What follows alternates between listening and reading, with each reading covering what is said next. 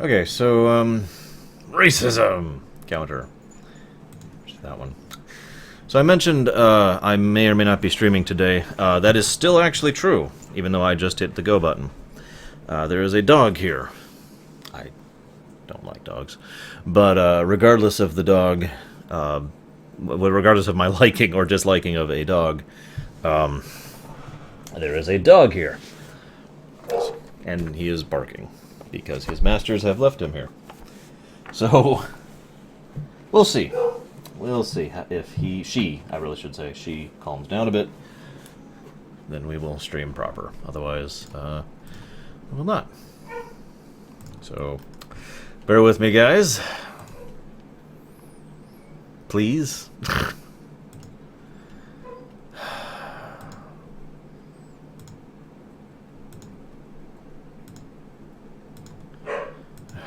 Breezo!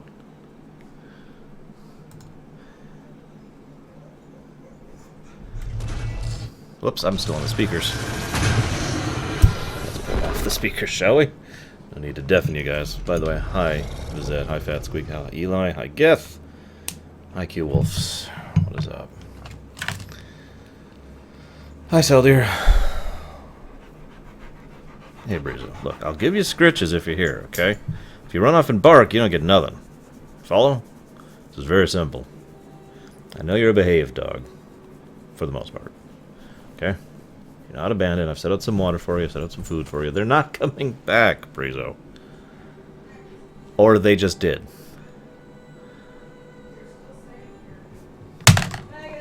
Thanks! God damn it.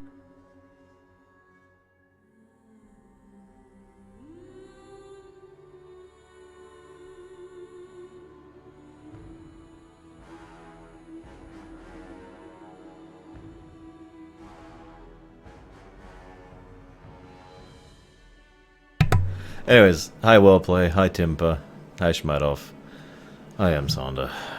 Hello Rowan, my loyal servant. I was trying to be nice. Yeah, I got the door.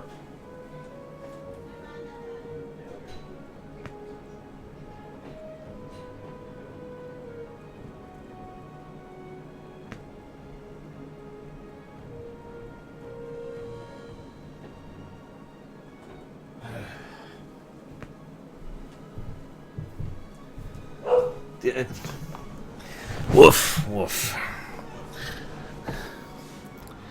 Saldir from pretty much all day. Saldir, pretty much my normal marathon schedule. Damn it, I had a big thing prepared to talk about, and I can't even remember it right now. I do want to comment on what's on the screen right now. At least it should be on the screen. Hang on. Yeah, it's on the screen. Okay, so you see this up here? This is indicative of how disjointed Dragon Age 2's construction was. Again, not actually yelling at it, not, you know, making fun of BioWare or their horrible difficulties in production. Hello, Breezo. I'm just pointing out the fact that it's pretty obvious, based on the evidence, that they weren't 100% on what they were doing because of that year time budget I have already mentioned more than once, and the many other production issues that went into this poor game. But my point is, this is an image of Meredith and Orsino, for those of you who are not fully aware of that. I mean, I know it's super obvious, but I just point that out because if you've played this game, there's certainly a undercurrent of Mage versus Templar, but it feels shoved into the actual story, which is more about the rise of Hawk and the invasion of the Qun, basically. Both of those really receive more of a thematic focus than the Mage versus Templar thing, which feels like it was basically shoved in as well, which makes sense because, as we know, this was basically 2, or depending on how you define it, 3 games that was combined into Dragon Age 2, which was not even supposed to be its own separate game. Was it, Breezo? Was it? It was not supposed to be a separate game, was it? No, it wasn't. That's right. That's right. I know you like my fingernails. Admit it, you only love me for my fingernails. So it does make sense. It does make sense that this just kind of. I mean, Orsino and Meredith don't have anything to do with anything until Act 3. You know, really feels shoved in there. Now, that being said, I still firmly believe they could have made a truly good game, a truly great game out of this, if they had had more time to do it, you know? If they had had time to polish it and refine it. As I said at the very beginning of my Dragon Age 2 stream, I weep for the game we didn't get. Yes, Breezo, you are a good dog. As long as you keep not barking, you will continue to be a good dog. I may even give you some meat. Except I shouldn't, because that messes with your digestive system. So I will not give you any treats, even though I want to, you know, reward good behavior. Damn it, Eli, I knew it! Yeah, I agree. Orsino... It's funny, because Meredith is actually much more sympathetic for me, even ignoring the fact that Meredith has the excuse of the idol, of the Red Lyrium. Because Meredith... even before, is someone who genuinely wants to do what she believes is right, and is struggling to do so against all adversity. Whereas Orsino is genuinely trying to secure the rights of mages, regardless of whether it is right or wrong, because mage for life, yo. If you follow. Now, it's funny you ask that, Venters. Because honestly, and you're going to hate me for this, I'd probably say Dragon Age 2. Hello, little dog. Hello, little dog. Alright, no more scritching. I gotta get to work, okay? I gotta get to work. You be a good dog. Not that I think... Now, personally, I enjoy... Hey, Lorian. I enjoy Dragon Age 2 more than Mass Effect 3. I think that's very obvious between the fact that when I did the Mass Effect 3 playthrough, it was just... There were several things that really bothered me about the construction of the story and the dialogue and whatnot. And I've been playing through Dragon Age 2, and I've actually been enjoying myself, despite, you know, the flaws of this game. But that being said, the reason I say Dragon Age 2... Oh, I just remembered what I wanted to talk about. The reason I said Dragon Age 2 is a question that I want to answer. I was asked last night, after the stream stopped, in a private message, Arsh, why do you have hope for Inquisition and not Mass Effect 4? BioWare as a whole has lost pretty much all of my trust, right? But that is a company. It's not even one development team, right? So that's hard to lay such a hard line down. So there are two distinct development teams between the Dragon Age series and the Mass Effect series, right? Here's the thing. Mass Effect 3 had lots of production issues and lots of issues that went into it before it even went in, and wow, you are a dirty dog. No. No. No. Don't give me that face. That doesn't work on me. I don't like dogs. Or you, for that matter. I give you scritches because I respect you and the people who care about you. Go lay down, Breezo. Go lay down. Don't make me lock you out of my room. I don't want to.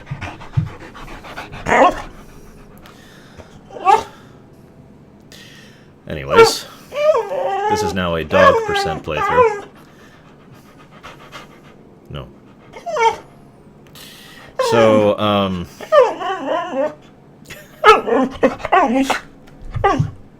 I'm just going to not talk about anything in particular here to show the fact that I'm ignoring her at the moment and completely not actually interacting with her at all. Just kind of looking at something that isn't her, and she'll get the hint. She's smart enough. She'll figure it out. Just looking over at my Star Destroyer over there. Beautiful Star Destroyer. She just ate. I did set up some water. You want... Okay, look. I'll be right back, guys. You want some water? Come here. Let's get you some liquid. Don't jump. Around the green screen, please. I'm not taking you that way, but... You want some water?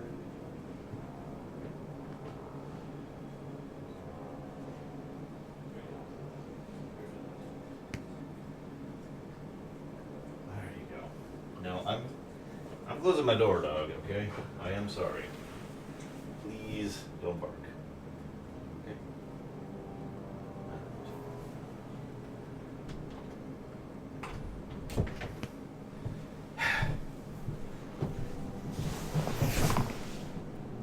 Hi.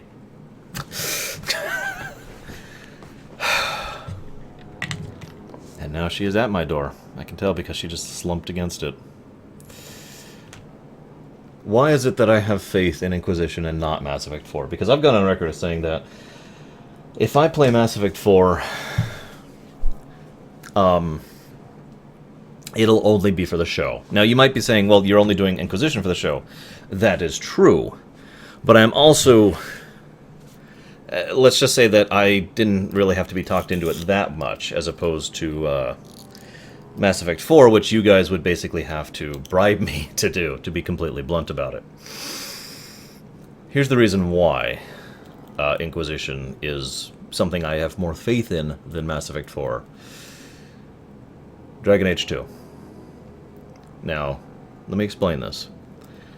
The Mass Effect team has been basically pretentious to the nth degree, and now, I gotta stress that, with everything I've been talking about Mass Effect 4, which is basically nothing, their entire approach to it, and this is not just marketing, has been, you know, FNAF, as they say. By contrast, Dragon Age Inquisition has been showing lots of gameplay and lots of player feedback and community feedback, right? Now, the funny thing is, though, that still doesn't actually make my decision. You know, because the thing is, going into a game, everything that happens prior to a game can determine whether or not I buy a game initially. But none of that is necessarily indicative. Mass Effect 3, to use a similar example, had rave reviews and was praised, and they were showing off interesting stuff, and a lot of what they were talking about sounded good, you know, blah, blah, blah. So the before-game stuff doesn't necessarily matter. So let's go ahead and swipe both of that away. So we have a negative for Mass Effect 4 and negative for Dragon Age Inquisition, right? Dragon Age 2 makes me have faith in Inquisition because I still enjoy Dragon Age 2. The people who made this game in a year, on a budget, with tons of production problems behind the scenes. And they still, despite all that adversity, this is ironic because this is one of the biggest themes of Dragon Age as a whole, despite all of that adversity, they rose to the occasion and managed to make a game that I still enjoy. It is not a great game. It has many flaws. And they didn't even get to finish it. They were not allowed to finish it. But what they did manage to make was still a net positive, and that is why I have faith in Inquisition and not Mass Effect 4. And yeah, Schmeidoff, that is another excellent point. And I'm with you on the same thing. While Origins certainly had a more tactical and believable, down-to-earth combat system versus Dragon Age 2's incredibly Hollywood-styled thing, Dragon Age 2 does encourage you to actually use your abilities. So, you know. Anyways, that's the big thing I wanted to start off today's stream with.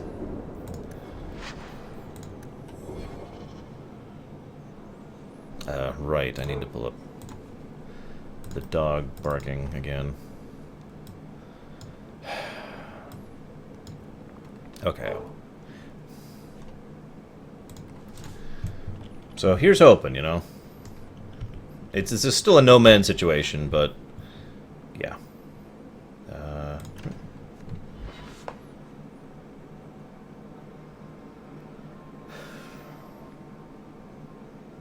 All of you, I can't fight the damned air. You want to live, stay out. What's going on, Mason? Guard Captain, there's... I can't even describe. On your time, son. Reports of some haze with a stench of rust and throw-up. There was a cloud, then a lingering mist. Anyone caught in the cloud just went mad. Then the others just wretched themselves dead. Oh god, it's Epicat in aerosol form. All right, keep your post. We'll take it from here. I saw that, He's a good Baronessa. man. Not sure what I Trust think of that it. It's as bad as he says. Let's hope this elf didn't try to make enough powder to sell. Didn't sound like a merchant to me. Let's go.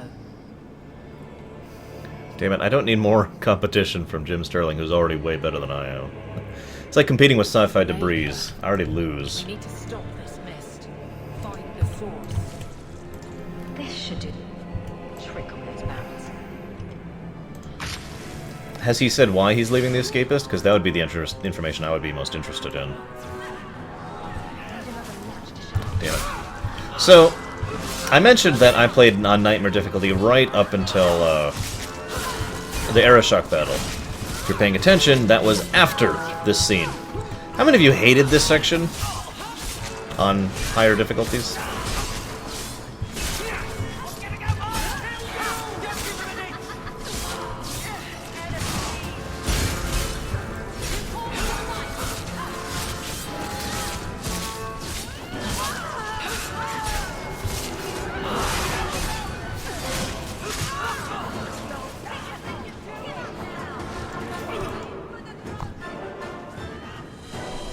I'd love to collab with several people, Sterling included, but he doesn't know I exist.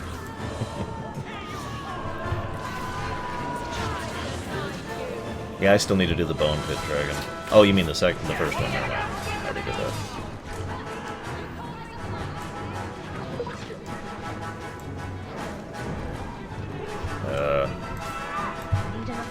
Where the hell's the other latch?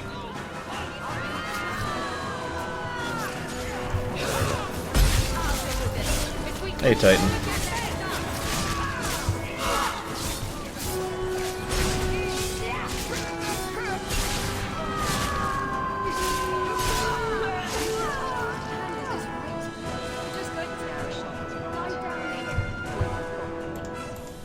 I'll take comfort in his certainty when this is over. Come on, let me loot the latch. It's right there.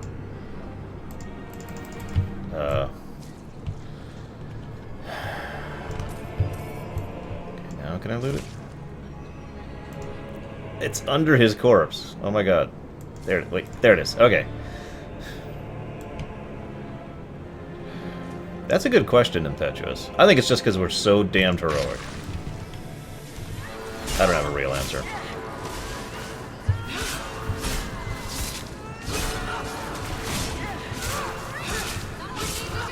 Why are there mercenaries doing this, you wonder? So...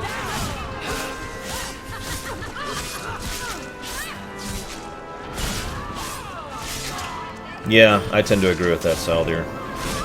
As I said many times in my 7,000 Mass Effect 3 videos, the Mass Effect 3 debacle was not the fact that Mass Effect 3 had its issues and flaws.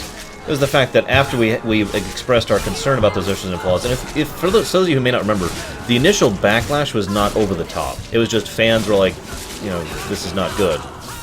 I mean, there was obviously outliers, but for the most part, people were just being, you know, this is upsetting. And the response from BioWare was, well, screw you, artistic integrity, and that led to the massive backlash and the huge outcry. And they lost huge points for me from the fact that we had to tell them that. You need to know about this. If you follow.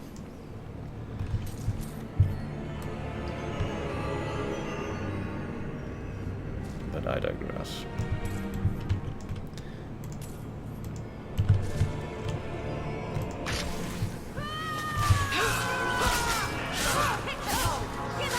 No, we're doing Mark of the Assassin in Act 3 per my viewers' requests.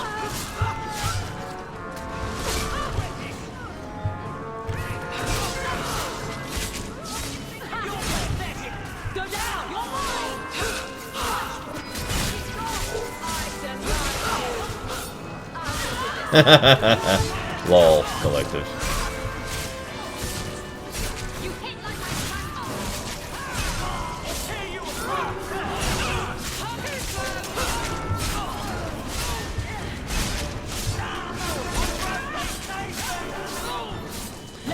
But to further... I'm sorry, I wasn't just bringing up the Mass Effect 3 thing again to bring up Mass Effect 3 again. The specific point I wanted to make is the Dragon Age team accepted the criticism of Dragon Age 2 and said, yep, we thought it sucked too, we wished we could have done more, we couldn't. We're going to try and fix it next time. And I'm sorry, maybe it's just me, maybe I'm weird, but for me, there is nothing more powerful than an honest reaction like that, you know. A good service makes the difference for me and always has. So, your fault, I presume? Is that Sarah Hawk? You have enemies. I'm glad it's you, really. These poor people. You are a much better target. You stole the Gadlock. What, to sell? Justify yourself. Canary take my people. My siblings forget their culture, then go to the Qun for purpose. We're losing them twice. So I get some help from your people. We'll take the Canary Thunder, make some accidents, and make them hate it. But this is all wrong. You were going to kill people anyway. That's not funny at all, really. It can still work. They're hidden in your city. They'll enrage the faithful and make sure the Kunari are blamed. Me, I'm finished. I just need a few more bodies. A few more. Hey, Tyler. Oh, alright, here, have some more bodies. So, here's something for food for thought here. Assuming the dog lets me keep train.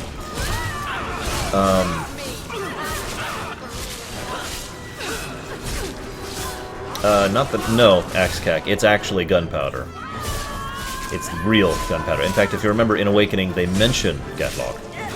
Or Jathok, I don't know how to pronounce it. Anyways, the elves' biggest thing, and I mentioned this back in Dragon Age, has always been about retaining their culture, retaining their who they are and what they are, pretty much to the extent of, or pretty much at the expense, I should say, of all other things, right? And that's one of the reasons that why the Dalish act as, well, evil as they do by some perspectives or opinions, because they are messed up in the head. Because to them, the fact that they are Dalish is more important than anything else. Makes sense? The reason I mention that is this here is actually very Dalish. While this chick is definitely not in the most sane sense of mind, she also definitely has pretty much a good point. No, Nick, it's circumstance of situation. I didn't even find out I'd be watching the dog until yesterday, which also irritated me. Anyway, so her trying to fight against what she perceives as cultural assassination is something that actually makes a lot of sense, especially for a Dalish. The way she's doing it is deplorable and kind of messed up in every way, shape, and form. I mean, she's literally well, I'm not going to use the word terrorist, but she is literally someone who is trying to kill several people specifically for the purpose of blaming someone else, so that that someone else will be removed from the situation.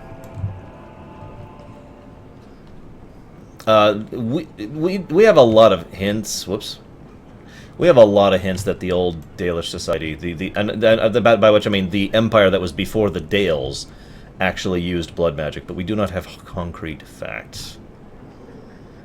BRW Ghost, I've been asked that constantly, and the answer is no. I just don't like dogs, Tyler. I get asked that a lot. I just don't like dogs. I never have my whole life. I have never liked canines. It's not like I dislike them, I just don't like them. I don't like being around them, I don't like the noise, I don't like the scent, and I don't like the appearance. I don't like anything about dogs, and I just lost half my viewership by admitting that. Now I can get along with dogs pretty well, actually. It's just, I really wish I'd had a little more warning and it hadn't happened today, of all days. Okay, how do I get... Oh, now I can open the gate.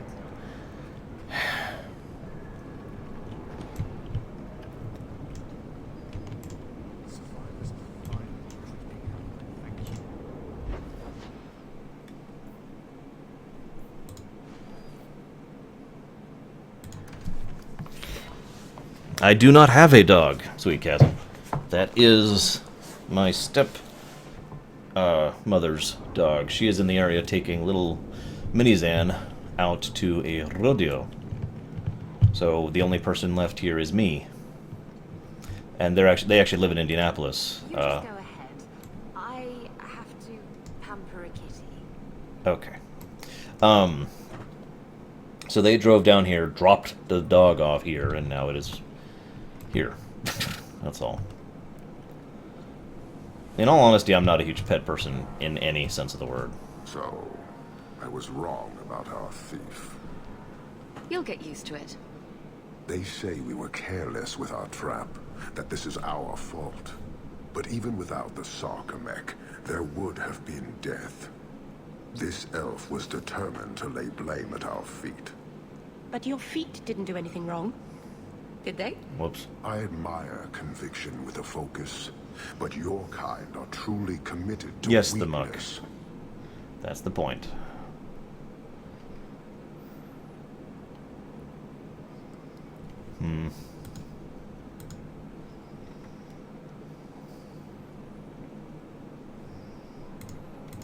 That weak elf made a good effort at using your own weapon against you. We have but one weapon. The certainty of the Qun. It cannot be used against us. Well, of course not. Certainty's not pointy enough to make a good weapon. And it doesn't matter. I am not here to fight. I am here to satisfy a demand you cannot understand. It's taking long enough. It will take as long as needed. No ship is coming. There is no rescue from duty to the Qun. I am stuck here. You could have built a ship by now, you know. It is not about a ship. Filth stole from us. Not now, not the Sarkamek. Years ago. A simple act of greed has bound me. We are all denied Parvolin until I alone recover what was lost under my command. Not really, Tyler. That is why this elf and her shadows are unimportant. That is why I do not simply walk from this pustule of a city.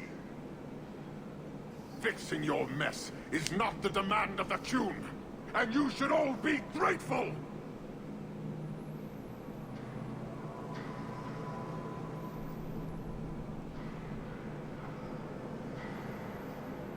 Thank you, human, for your service.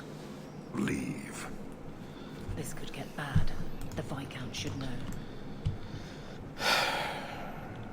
Sweet.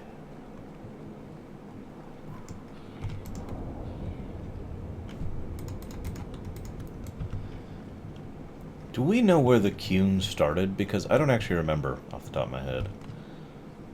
Like, I really don't.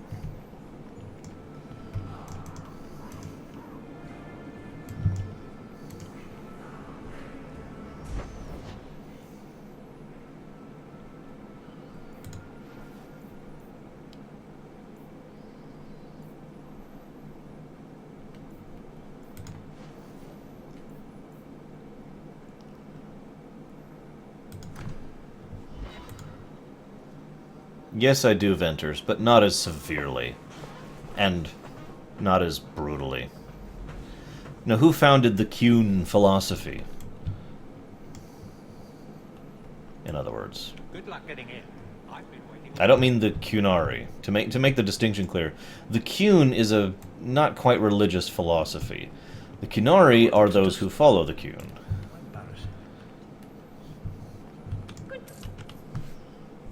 Years of nice, quiet anxiety. Gone. Along with a whole street.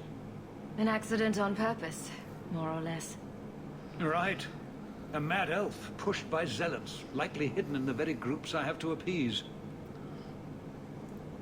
The Maker has a grand sense of humor. And the Arishok.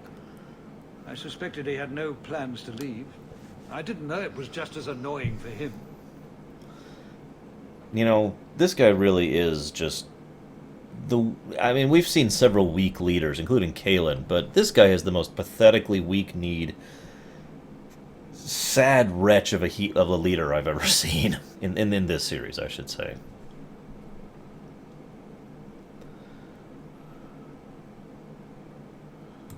Keep the worst of them off his back, and it'll be all right. But that is the problem. It has already escalated, despite your efforts. A shame. Do I want to hear what happened? A Qunari delegate and entourage paid me a visit. It was civil, tentative, hopeful. They left my chambers with precision, but were not reported by the outer guard. They are missing almost literally from my doorstep. What do you imagine will be the Arishok's reaction? We need to get out in front of this, and fast. I feel I've been trying to turn a stampede for some time now. Someone is pushing very hard. Speak with Seneschal Brown. Then you will see why I cannot trust anyone else with this. I don't know who would benefit from fighting the Qunari, but it will cost all of us. Yeah. Poking at the Qunari for political reasons is really, really dumb. You have information I'm about just the gonna say missing it that Qunari. way. I am to help you, yes. Viscount Dumas would appreciate discretion in this matter. I would prefer that you were not involved at all. But that is neither here nor there. Okay. It sounds like you don't want them found. I must think of what is best for the Viscount's office. Bringing attention to such an incident benefits no one. You would do nothing. The Kunari are neutral hostiles at best. There is no relationship to salvage by overextending ourselves on their behalf. That is flawed and wrong, and I'm just going to say it that way. That is literally a flawed political policy. I'm having a hard time picturing the abduction of a Kunari entourage. Unfortunately, they were not at their best. Their swords were tied into their sheaths, as I advised. It seemed a respectful compromise. Even I know you cannot separate a Kunari from his weapon. I'm sure you have suspicions about what happened. My concerns are well-founded. This could not have escaped the notice of the city guard. Unless they were involved. Have any failed to report? Several. You should start with one of them. Although where you find a swordsman so eager to sell his honor and duty, I'm sure I don't know. The Hanged Man. Hanged Man.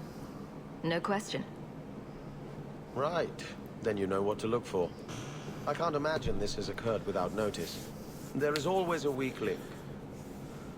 Please keep this quiet. Yeah, I tend to agree, Luke. The Viscount is under He feels very tired in his approach, and it's kind of understandable why. Good luck getting in. Especially since it's pretty heavily implied that he has always been a puppet ruler. It's different here as captain. Feels like family. Hawk, I need a favor that I can only trust to you. Oh, this should be good. It should be a small matter, but I worry. I need you to give something to Guardsman Donnick, here in the barracks. No questions, and he is not to know it's from me. Hang on, you want me to deliver a love letter? It must be something important if you're going to all this trouble. That's none of your business. How very Kunari of you. I already regret this. I'm not about to make it worse by exposing unnecessary facts. You can accept that or not, but that's all I can say. You can always count on me, Emily. If that's all you need, I'll walk the 100 feet to him. Thank you. And please, hurry back with his reaction. I appreciate this, Hawk. I really do. I actually like this thing. But I need to get Isabella in the party. Is there a... There's one out here. Hope the day is treating you well, Sirrah. Ugh, tell me about it, Cheerio. Okay, so... Good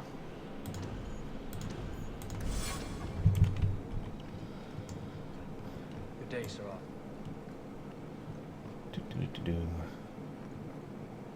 Hello, Hawk. Another time? I'm a little busy.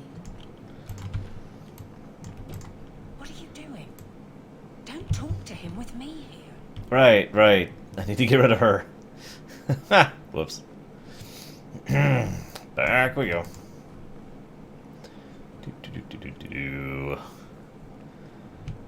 I have to admit, this kind of reminds me of the flurry of love letters from FF9. Not quite as awesome, but still amusing. Yeah, I tend to agree, Saldir. Very forced status quo, very internecine, very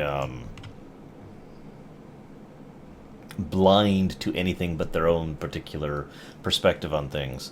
Fun little fact, some of you may or may not know this, but in Orlais, one of the emperors, I forget the name, actually, removed all titles from the hierarchy of the Orlesian military, or not military, but nobility, specifically in order to discourage the game, because he believed that the game, of politics would just destroy Orlais from within. Doing so actually made things worse for basically the same reason Prohibition didn't work here in the States. And So all the titles were reinstated, and by that point, the game was an integral part of Orlesian society. So... Guardsman Donnic. Sir Hawk, it's been some time. You're here in Hightown now, right? I think the captain mentioned it. I see your uncle now and then on my patrols, but we don't talk. No ill effects from the ambush, I trust. They got me pretty good, I'll admit. I mean, it was 3 years ago, but thank you for asking about it now. Guard is a good career if you're careful. A short one if you're not. And the captain makes sure we're careful. This is for you. It's apparently very important. I'll take you at your word. A copper relief of... marigolds? Ah, and it helpfully says so. Marigolds. Well, how crafty. Is there a meaning to this that I should know? Just keep it. I'm sure it's more than it seems. It would have to be. Right. I'm sure we both have things to do. Of varying import. Sir Hawk. Is there some reason Aveline just made us look like idiots?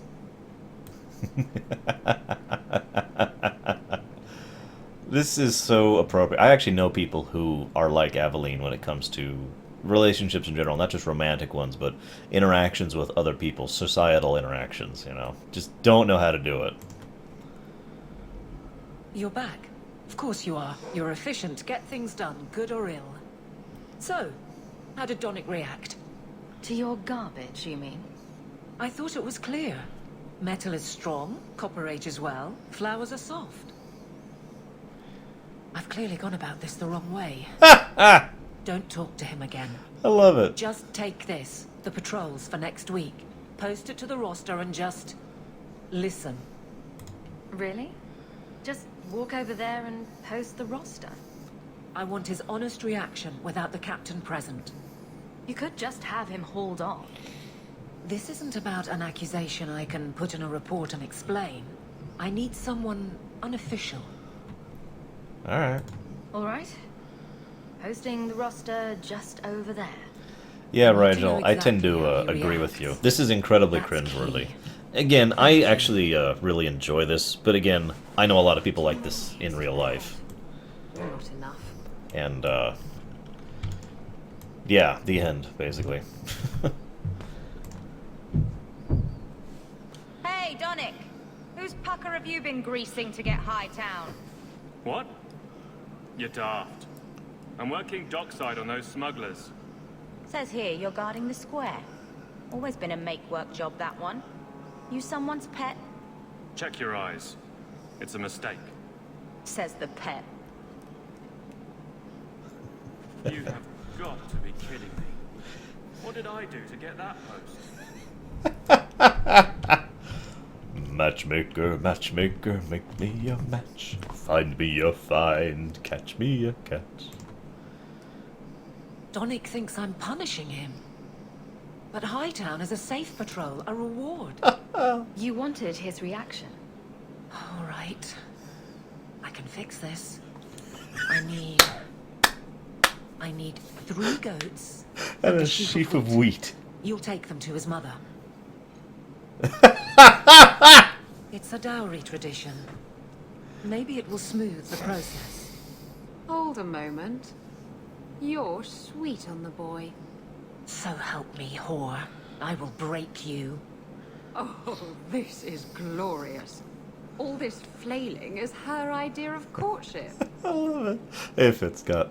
I already kind of answered my whole why they did the 3 years later thing and why it failed and why it's dumb.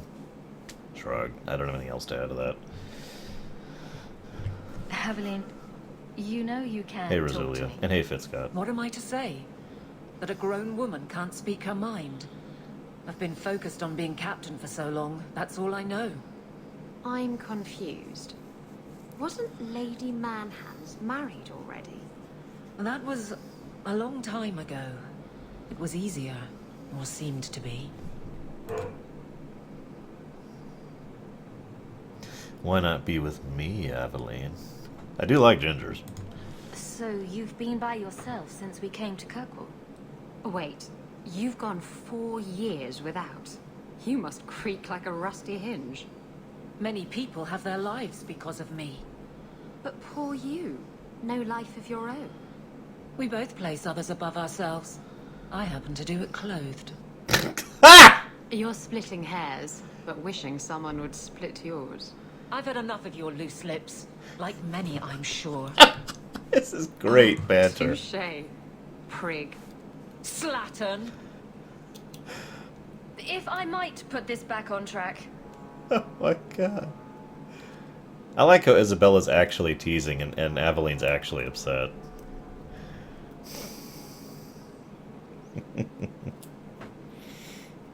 Ahem. I can drag him in here right now. Just say the word. Oh, and how would that look? The captain ordering her guardsmen to... It wouldn't help. So go out, get him drunk. Shame is a great equalizer. What? Just go out somewhere? Like it's that easy? It'd work on me, Aveline. I love how many times you can flirt with her, even though it cannot work. What? Too simple? Tell Donnick, invite him to the Hanged Man. Don't tell him about me. Make something up. It's a surprise, or just you, or a group, anything to get him there. He's not like the others. I don't want him to think he's meeting the captain. He's not. He's meeting you. And he has... If you don't respect him enough to understand the difference between the two, then we have a problem. Guardsman Donnick. How are you? Oh, Lord. Good, I suppose. Doesn't matter. Free for an evening. I have no immediate patrols. Why? A night at the Hanged Man for all the guard. You'll come? Of course you'll come. Should I have heard of this? Very well, Sir Hawk. I guess I'll be there. Excellent. He's doomed! Doomed!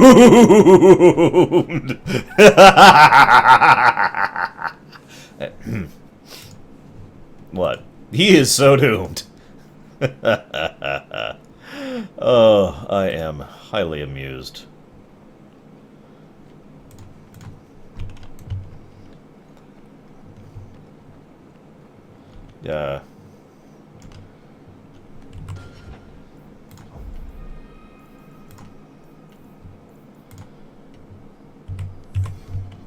Well. Oh, she's doomed too, but he is also doomed. There's lots of doom going on around here. Nighttime, Hanged Man.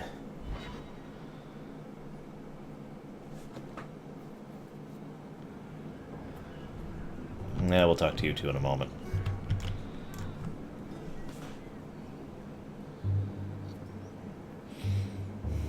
There were supposed to be others coming, right? Yep. Plans change, apparently. Right. Look, I should really, What? No. Sit. Drink. Aveline, if you don't show up, I'm going to drag you in here by your hair. Another round? And it's going to be very funny looking. yes. But, you're screwed.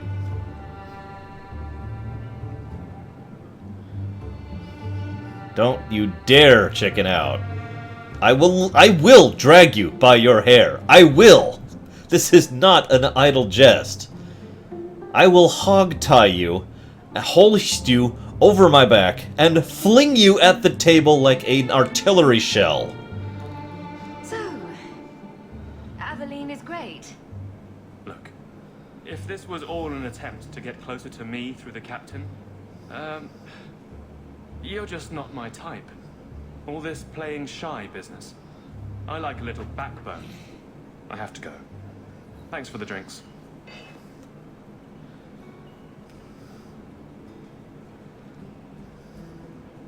I couldn't do it. What did he say? He thinks I'm interested in him. I'm an idiot. Admittedly, Rigel, it's easy to sympathize with someone who doesn't have the emotional stability to walk up to someone and say, "Hi, I like you." It sounds easy, but as many people in chat could probably tell you, it's not. And it's just rather adorable watching her flail. Admitting it is a good step. Where are you heading next? The barracks, for Eldon, the deepest hole I can find. You've never been Hey, the Aguiar. hiding type. I know, all right, but I freeze up. The only place I'm not a mess is on patrol. And killing highwaymen doesn't afford much opportunity for banter. Here come the excuses. I will not risk. That's the problem. Risk, or so help me, I will bed the man myself. I think she's serious, Aveline. You better hurry up on this one. Then I'll clear the way and you'll talk to Donick. Putting you in danger just makes it worse. You made it my problem. I'm fixing it. Very well, Hawk. You pushed. You clear the route up the Wounded Coast, and I will live to regret this, I'm sure. Hey, Freytiran. That's very amusing. Okay, let's go ahead and switch out Meryl. My dearly beloved, who I haven't been able to romance at all yet.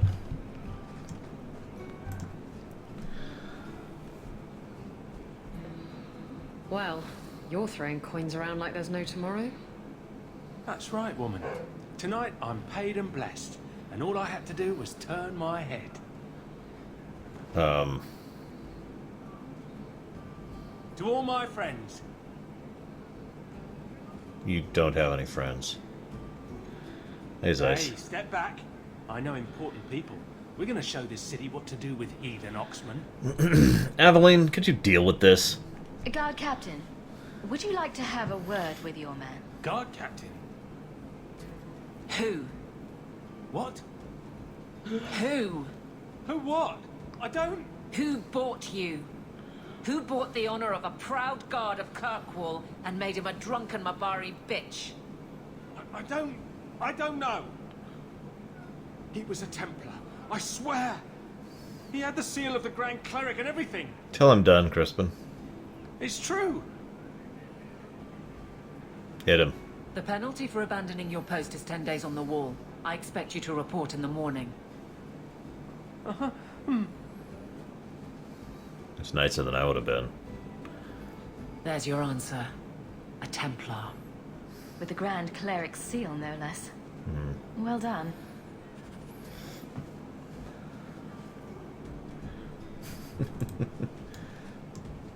Alright, so. Hawk, I've got some news. You might not want to be near anything breakable when I tell you, though. Why don't I buy you a pint and we'll talk? You just keep making this harder. Although I won't say no to a pint. Gotcha, Lava. I've had an ear out for Bartrand. After the deep roads, he ran to Ravane, probably because he knew I couldn't track him. But I hear he might be back in Kirkwall. He called in loans from a few of his contacts in Hightown. Easy answer, Venters. It's Varric.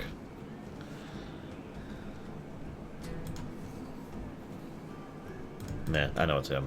I've really missed Bartrand. We've got a lot of catching up to do.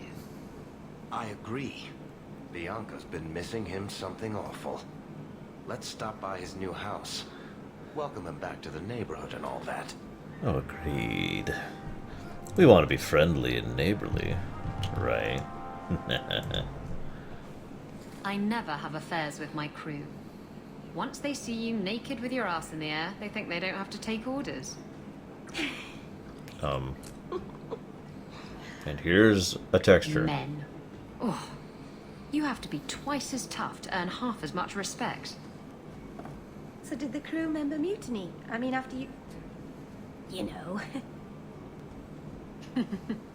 Oh no. I had the offending member removed. That got rid of the attitude. Oh look, it's Hawk.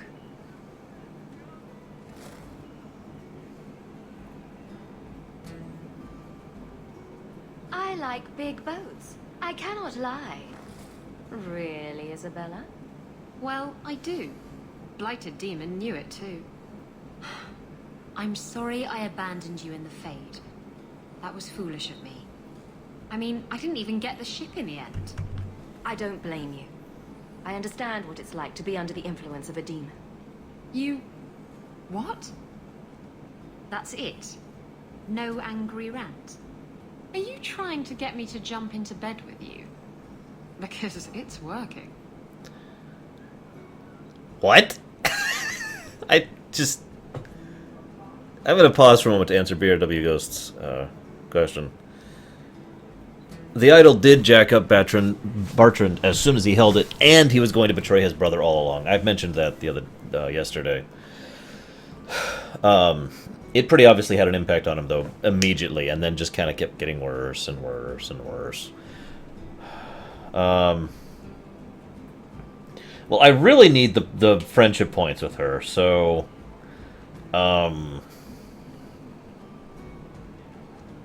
You mean you weren't ready to jump into bed before? I'm going to regret this, aren't I? Oh, yes. Good point. I'm far too predictable. Wait, what? Oh, okay. Okay, we didn't sleep together. Whew, my God. Varric, have a very large mouth. And here I've always looked up to you. What is it now? There were fistfights in the barracks over who was the model for your guard serial. Hard in Hightown. Riveting stuff. Everyone loves a dirty guard on the edge. Varric. Fine, I'll start as big finish. 3 chapters until Donan Brennikovic retires and opens a tavern on the coast. I sure hope he makes it. He's getting too old for this shit. There's a weapon reference. Okay, she's pretty friendly. He's maxed, of course. She's pretty friendly.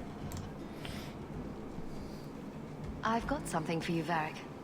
My father's signet ring. Where did you find it? Bartrand pawned it off to pay for the expedition. I can't believe you found it. This sounds exactly like the sort of fake thing I'd make up about you. Meta. When you tell people, mention that I got it from the belly of a dragon. I'll throw in a couple of werewolves and a griffin for balance. Hey, Dark Archon. Well, I guess I better start answering my mail from Orzammar. Balin's court just reminds me too much of family dinners with my cousins. Anyway, I owe you one, Hawk. Remind me later to put you on my tab. Why do you always win at cards? She cheats. Because I cheat, kitten. This trinket, it's elven, isn't it? From your clan. Don't bet anything you're not prepared to lose. Here, have it back. Good advice, by the way.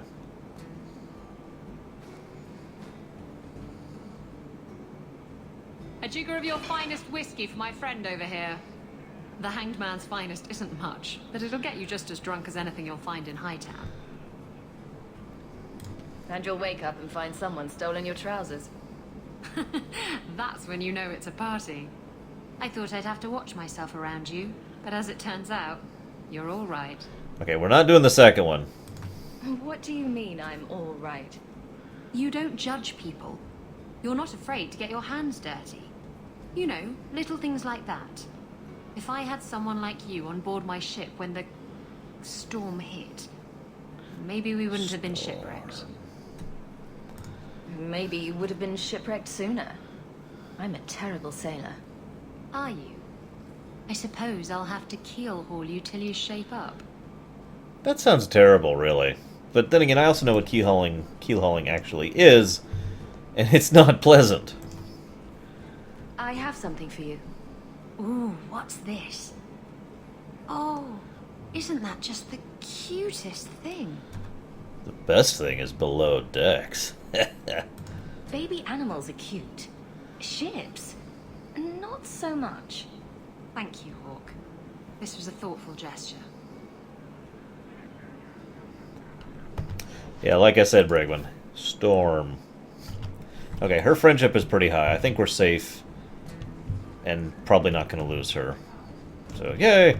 Let's go ahead and do Aveline's quest. Oh, hey, there's Meryl's quest. Yay! Where is Aveline's quest? Ah, of course.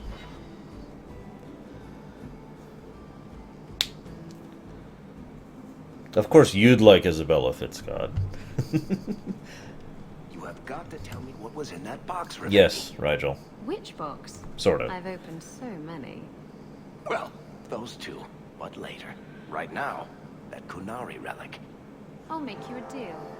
I'll tell you what was in that box if you tell me how Bianca got her name. Fine, forget I asked. Evil woman. No, this one doesn't count for a beach counter. Anything that's a static location that we like is intended to be a static location, like this one and the Sundermount or whatever, that doesn't count. Miss being on the sea.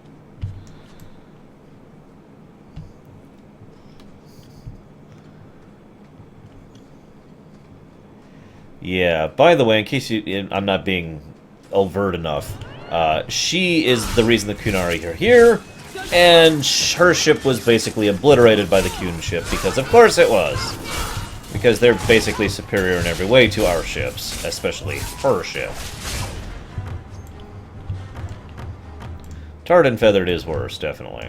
But, well, let's just say that it's entirely possible to die rather horribly from, let's see, drowning, or passing out, or blood loss, or anything else from being keel-hauled, because don't forget there's the barnacles down there which will be ripping and shredding the crap out of you while you're being dragged under the ship.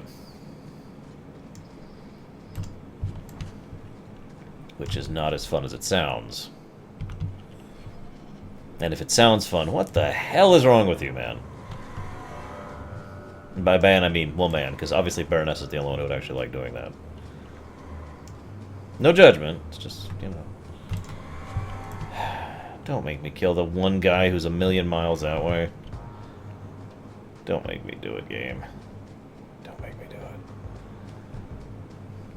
Oh, did I? Sweet, I can go buy resurrection grenades now. Yay! And not have to fight a dragon for 3 years again. Oh, for God's sakes.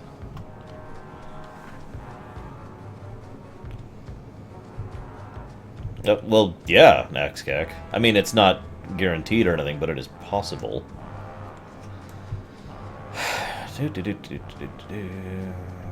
Where's the guy I aggroed 7,000,000 miles away? Just stuck in combat. This is something I don't like about Dragon Age 2, but then again, I've already talked about this. We'll talk about that in a bit, Pencil.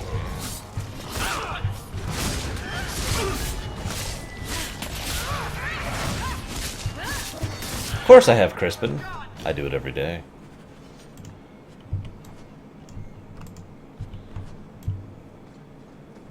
Oh shoot, I need to go talk to the Arishok, don't I?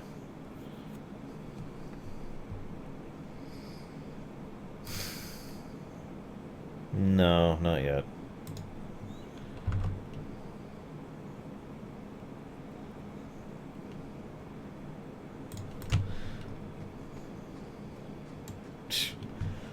I'm still surprised I actually pulled that off, Darkstar. To be totally honest.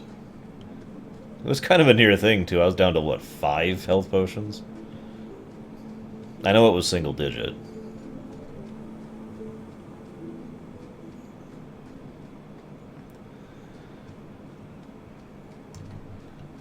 Well, no, you can talk to the Arishok first and inform him that his people are missing. Then you could talk to him after to inform him of what happened. Oh god! Oh, they actually are Mabari for once. Sorry, dogs. It's nothing personal. You're just trying to kill me.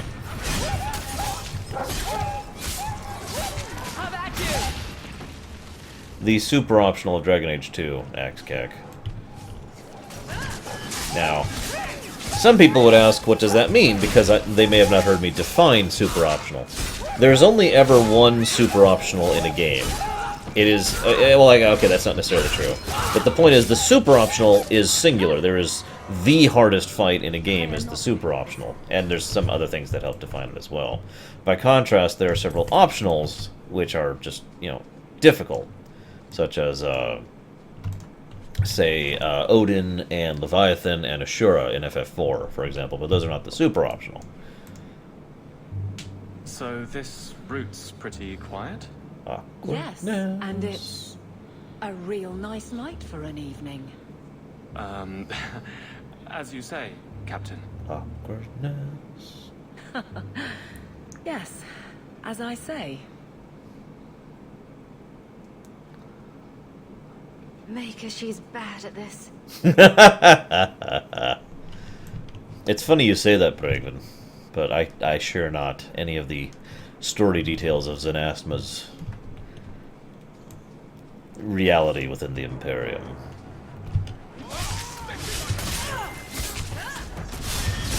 Yeah, Rigel, you were asking earlier why I like it. It's just cute watching awkward people being awkward around each other. And so, that's why I find it amusing and enjoyable. There's no malice here, don't mistake. I have a great deal of sympathy for Aveline and other people who are like that in real life. But, yeah. It's affectionate. I think that's actually probably a better way to put it.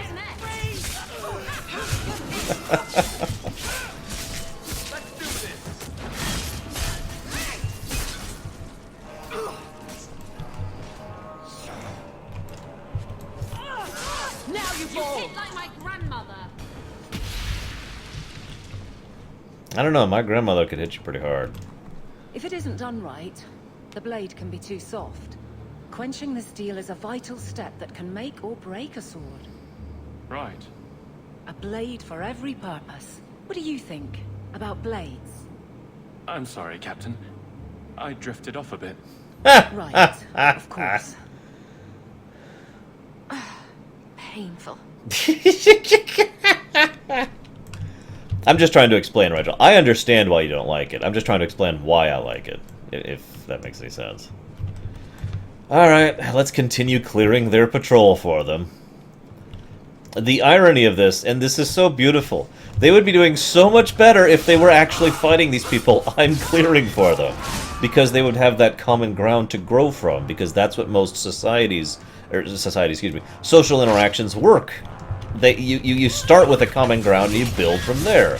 But instead they're just like, alright, nothing's going on, let's chat. That is a horrible way to start trying to court someone.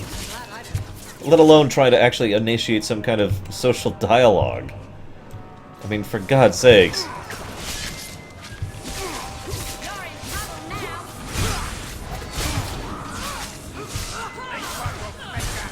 Not necessarily Axcac. It would be worth it if he died, because then she would have none of the heartbreak of ever having to know her lover died twice. I mean, that would be terrible. And I'm trying to save her from that horrible heartbreak, which is why I ripped her heart out and silenced its disgusting beating. Any questions? Good, Baronessa. But then again, well, I don't want to say too much, but let's just say that I have a vested interest in Star Wars lately.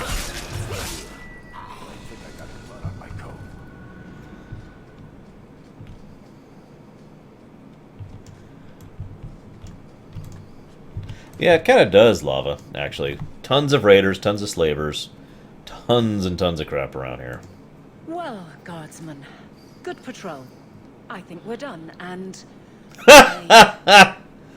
Hawk, what a surprise. What are you doing here? Aveline? Hawk, don't.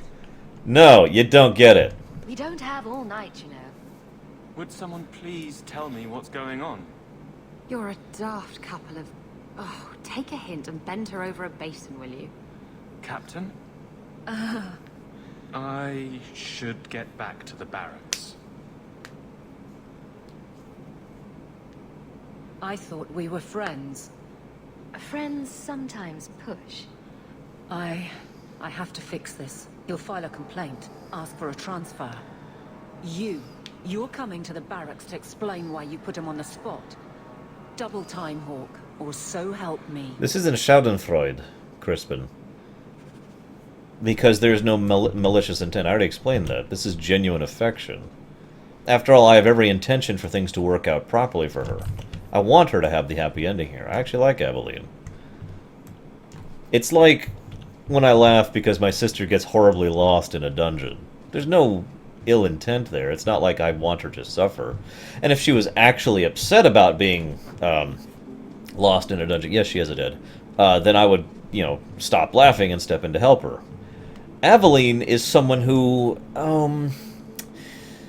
is like a baby that doesn't realize that they can sit down in the tub and still be safe. They think they need to stand. They don't. I know this, and they can learn this, but they need to be pushed, and so they're going to be upset about that. And that's acceptable, because that's how we learn, is we learn through adversity. We're good at it. Blood runes. How much longer do I have to wait? Hope the day is treating you well, Sarah. Yeah, tell me about it, Panic. Wouldn't that have been fascinating? The Galactic Empire never actually descending. Anyways. Maker. Where is Donick? I have to head this off before it goes to the Viscount. Maybe a formal apology. Something that shows the guards they can still trust me. Try the copper marigolds again. In hindsight, they weren't the worst option. It's not funny. I beg to differ. You'll beg for more than that if you keep this up. My apologies, Sarah Hawk, but I need a moment with the captain. Guardsman Donick. Please. No, Pencil Manners. You guys love Schadenfreude because you love watching me suffer. Don't deny it. You guys donate for me to suffer. Yeah, Darkstar, that's actually pretty similar to that. And all of a sudden we hear thunk, thunk, thunk, thunk,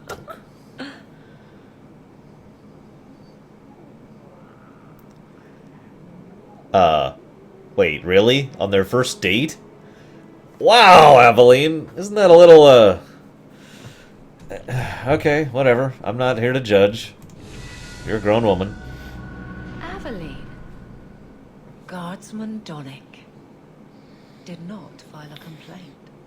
This was all incredibly stupid, and you made it wonderful. I think you can safely claim both halves of that pair. You're sweet. I knew asking you was the right thing. Let's not make a habit of it. There's no way I can ever repay you.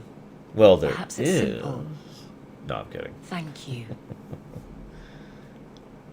Hey, can I ask you something? No! Was there a moment when you thought I was beyond help? No. Not for a second. You don't lie very well. As far as you know. Shout when you need me, Hawk. I'll always be here for you. Just knock first. Aveline! Woman! My goodish, Faye. It's a fine suit. The finest. Break it down. Distribute it. The Viscount requires parade armor for his inspections. Then stuff it and mount it where he can see it. I wear the uniform of the guard. His Excellency will not be pleased. His Excellency can mount it.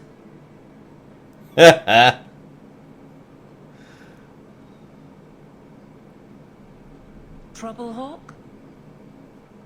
You say that like you expect it. You don't know the half of it.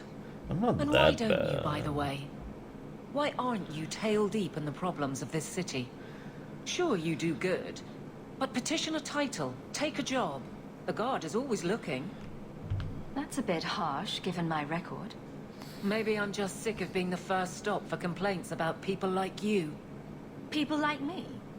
Brand's on about fortune hunters, mercenaries, disreputable professions without purpose. He's a clod, but sometimes... well, it might be good if the city was a little more stable. Come on now. You'd really prefer the troublemakers stay home? All right. So maybe I don't want to be completely put out of business. And I don't even really mean you.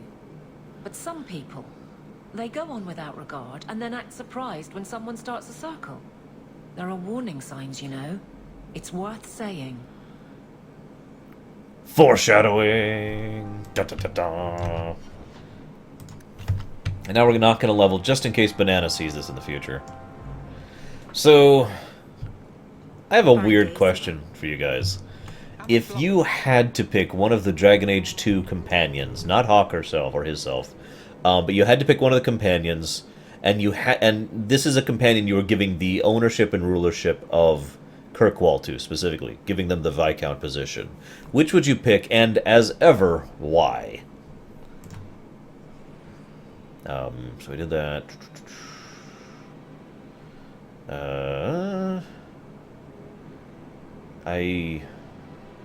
Oh, duh.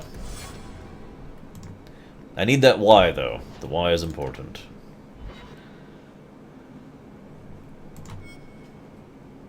I've got something to show you. Come and see. Okay. It's an Illuvian mirror that I've reconstructed piece by piece because I'm freaking psychotic. It's beautiful, isn't it? You're much prettier. Oh, you're too kind. Is it warm in here? Stop, public mirror. I've spent the last few years restoring this. One of my clan found it in the Brazilian forest, we think. Poor Tamlin. We never found him. Just the shattered pieces of the Alluvion. Enters. Wow, XK. Yeah, I'm sure Vengeance would be a great ruler. He would be the best. I'm sure Caligula would envy Vengeance's rulership style. What are you trying to do with this mirror? At first, I just wanted to find Tamlin. But it's been too long. Tamlin is probably dead by now, if he wasn't already. But still, I know it can help my people. I can at least recover this one small part of our heritage.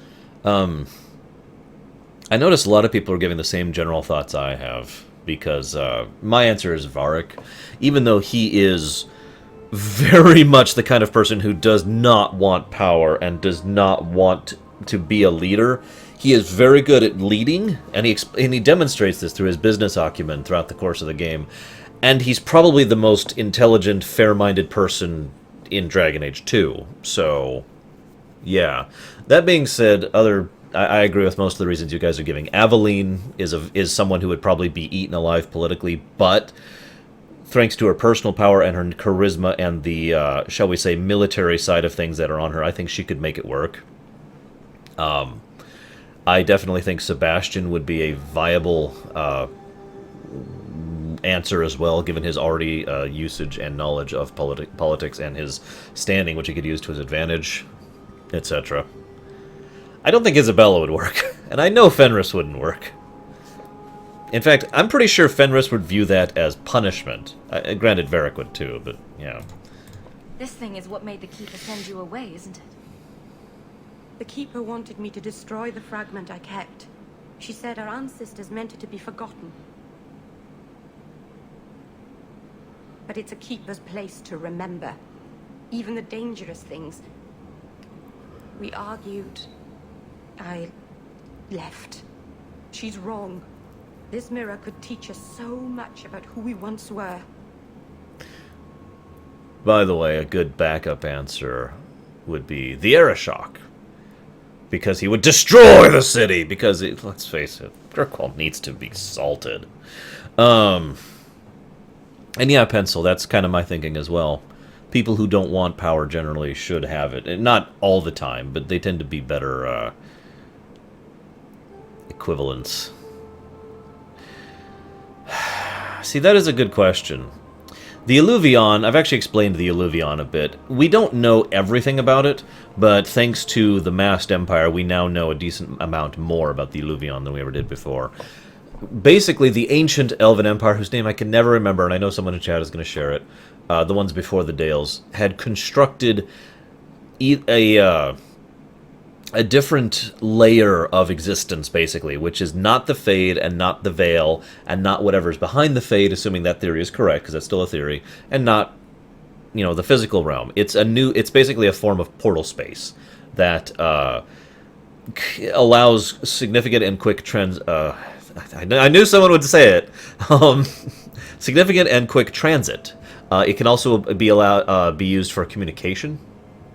But the thing is, it was specifically designed to interact with elves, and so human beings use it. It doesn't work the same way. It doesn't function in the same manner. I already mentioned all my theories about that, you know, blah, blah, blah. I don't really need to mention anything else about my theories about the Alluvion and the portal space. The point here being that the Alluvion is innately dangerous for two huge reasons. Reason number one, the Illuvion, by its nature, pierces the dimensional barriers. And so if you don't know what you're doing and don't know how to operate it, which is probably, by the way, problem 2, that we don't know what the hell we're doing with this stuff, it would be incredibly easy to pierce the veil and allow demons to come through, or darkspawn to come through, or corruption to come through, or a few other dozen things to happen.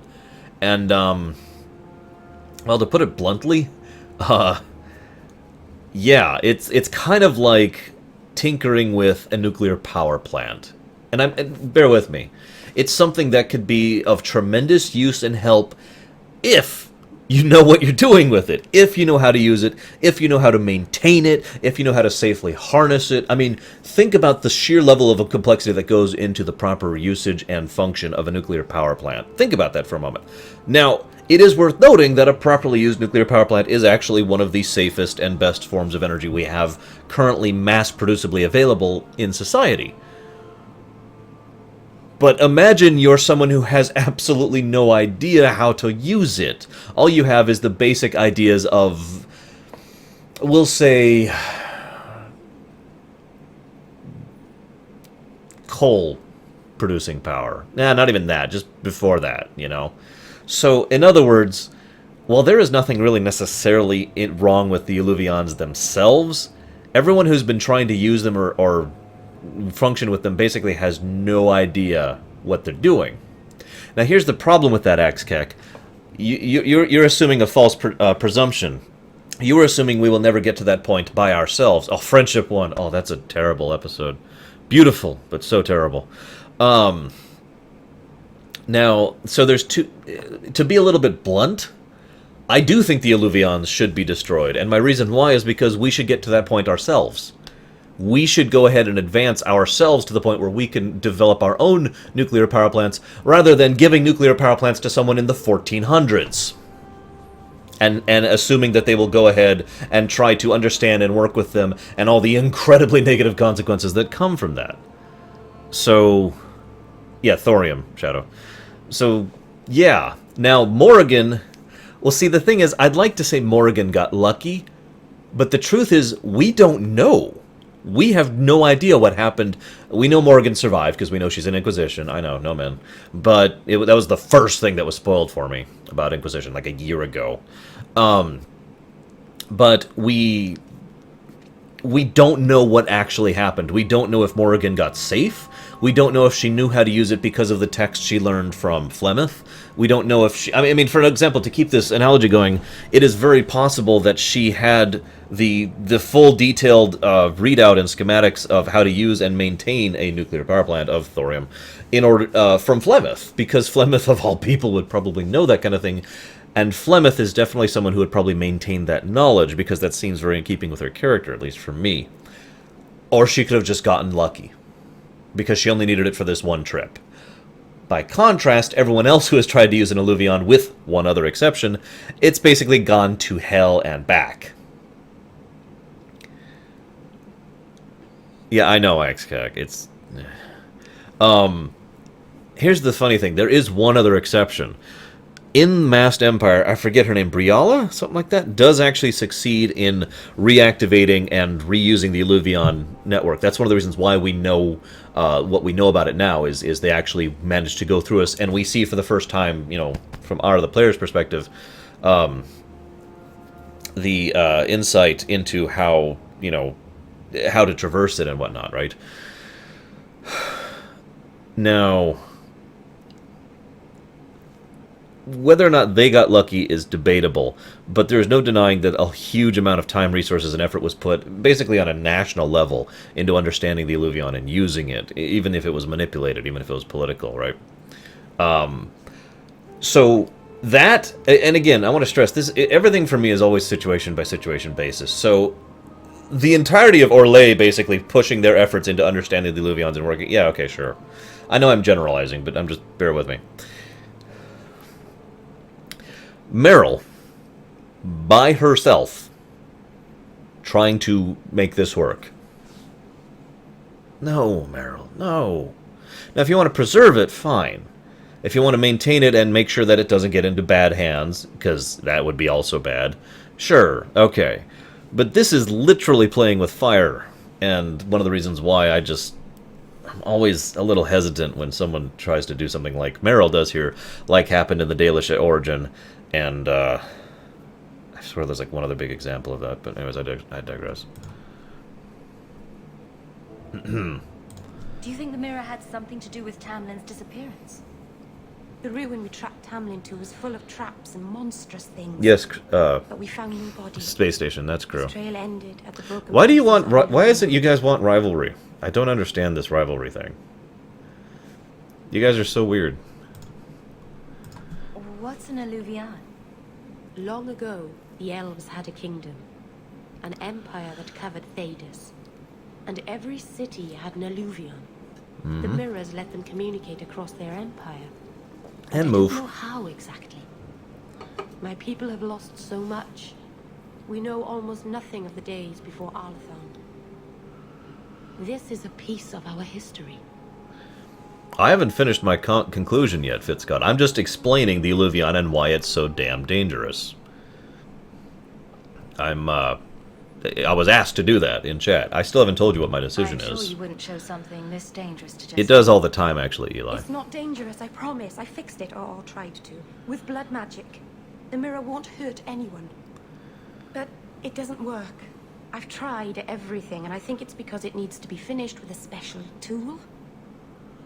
And a rule in home. And my clan has one. It's been in their hands for generations. But you're afraid to face Keeper Marathari again. Exactly. You have no idea, the Keeper. I can't talk to her. We fight or talk circles around each other. She has a disappointed frown that turns your bones to jelly. Please help me. You will, won't you? Oh, gotcha, Fitzcott. My bad. Comprehension. I'll go with you. Master Arnis, I'll find some way to repay you, I promise.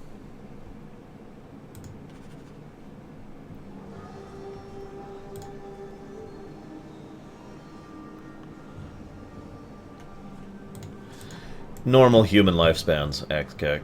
In other words, not long. Shadow, why are you trying to destroy people on a molecular level or a subatomic level?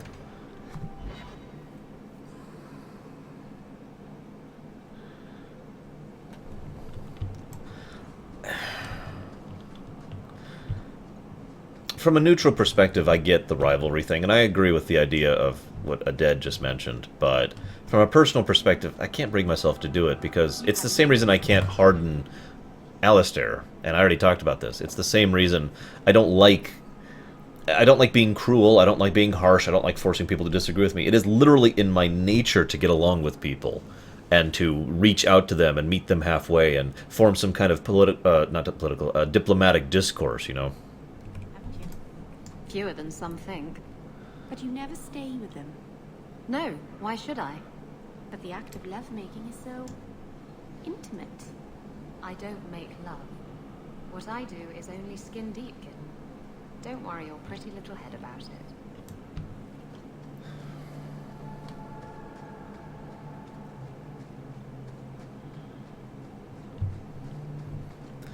I guess we'll see, Sylder. I don't think I've ever had her friendship as high as I currently do.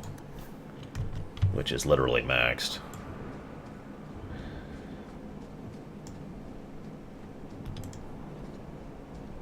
Keeper. You returned to us, darling. Have you reconsidered this path at last? Bragwin's theory is pretty much the strongest theory, excuse me, that we have of why the elves lived longer lives. The elves themselves say that they were perfect and pure, and then mere access to, mere context, no, Luke, with human beings tainted them forever, which I obviously disagree with based on the way I'm saying it.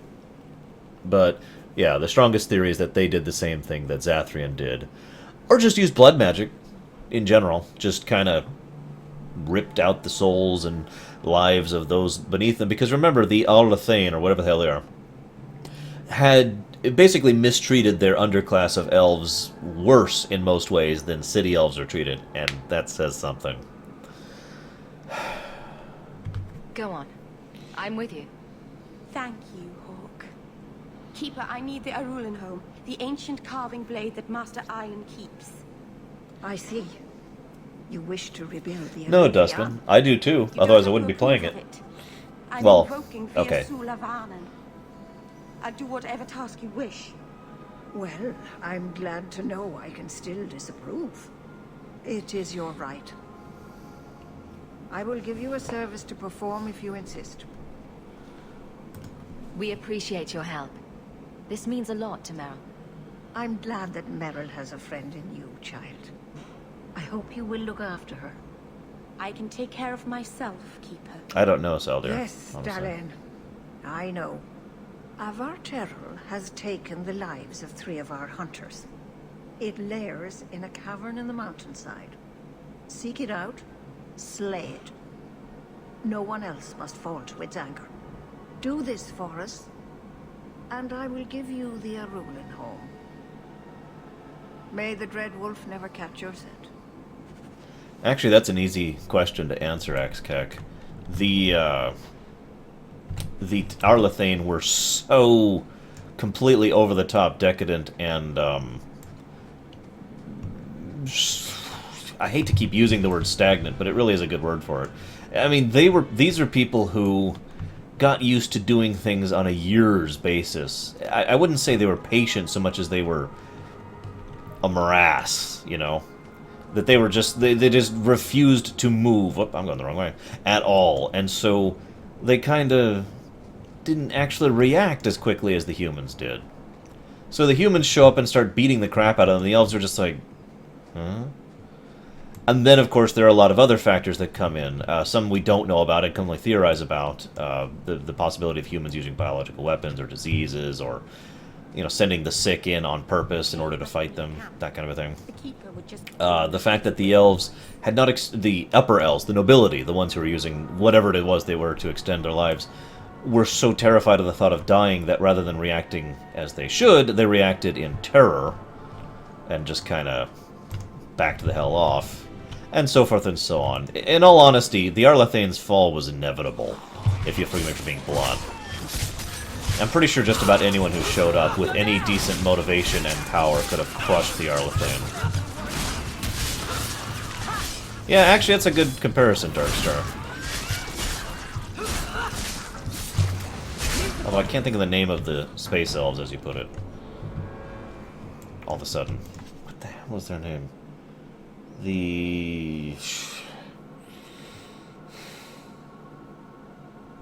can't think of it. Cave counter.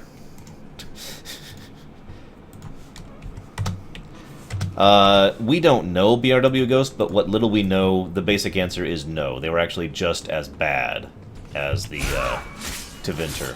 The Eldar, thank you, the Eldar. It's funny, back before I discovered my true love, tactically speaking, in Warhammer, I played as Eldar a lot. Not that I like the Eldar as a society, but they are very fun to play as.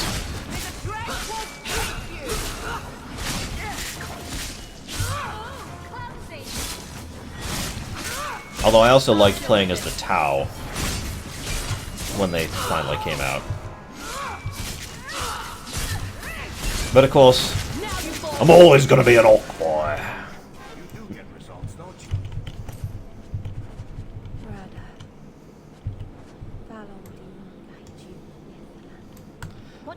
you? No. The Keeper would have sent them to recover elven artifacts from the Varterol before the camp had to move in again. So your keeper sent them to their deaths? No. Normally they let the Dalish come and go as we please. Something must have provoked it. Dun dun dun. So,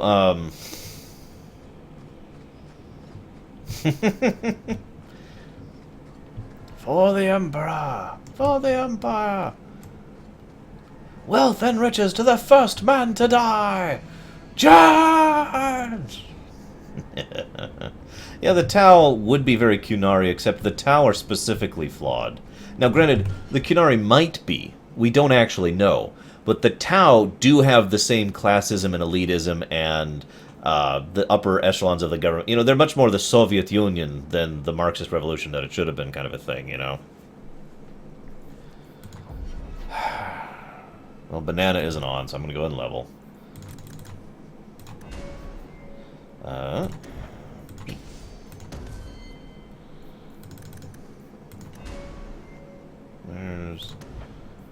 we go.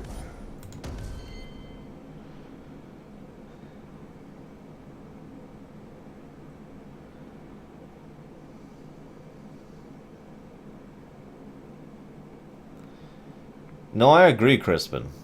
That's one of the reasons why I didn't want to discuss it too much, because that is just repugnant to me, if I can be so blunt. But also very indicative of the kind of society that Tevinter would grow to be, if you think about it.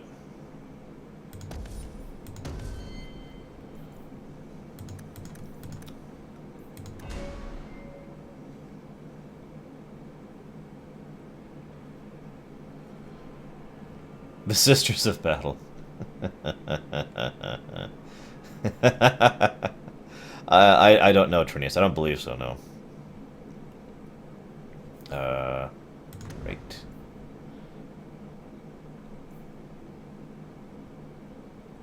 Well, that sucks.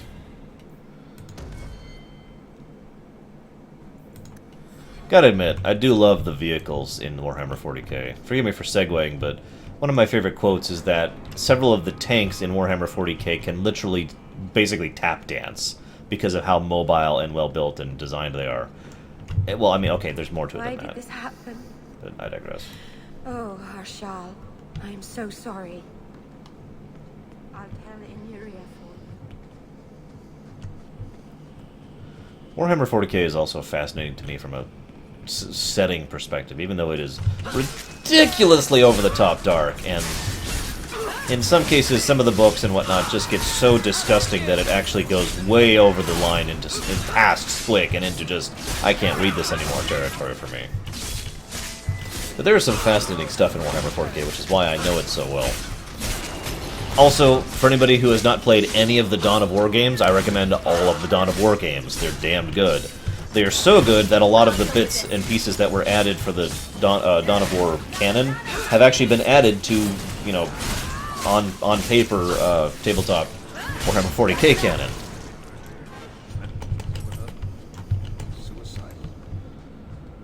So, I do not intend to kill the clan, Luke. Not really known for my genocidal tendencies. I don't know, weird, right?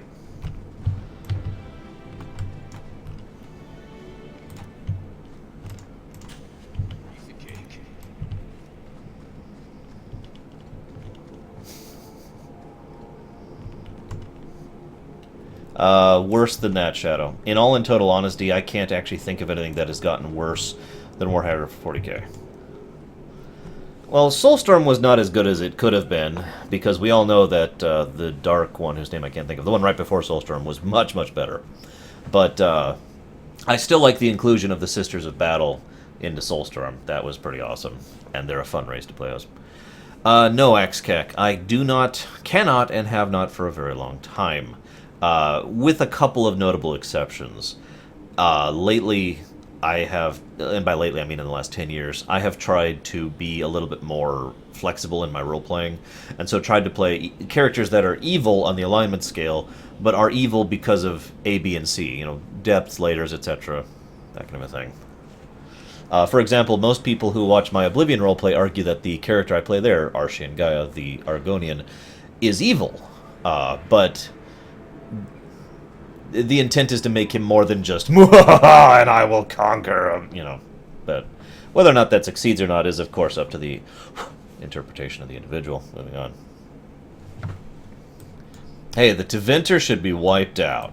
Every last one of them.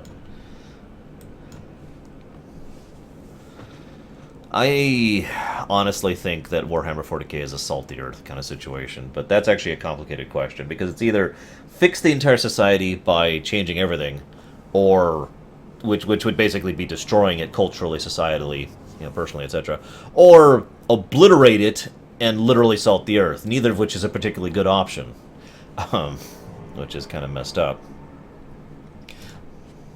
But I digress. Jandan, tread carefully, Lethaline. May the trickster never find you in the beyond. Also, what the hell, Give their Baronessa? clan amulets to the keeper. Their family should know that they died bravely. Lol, oh lord.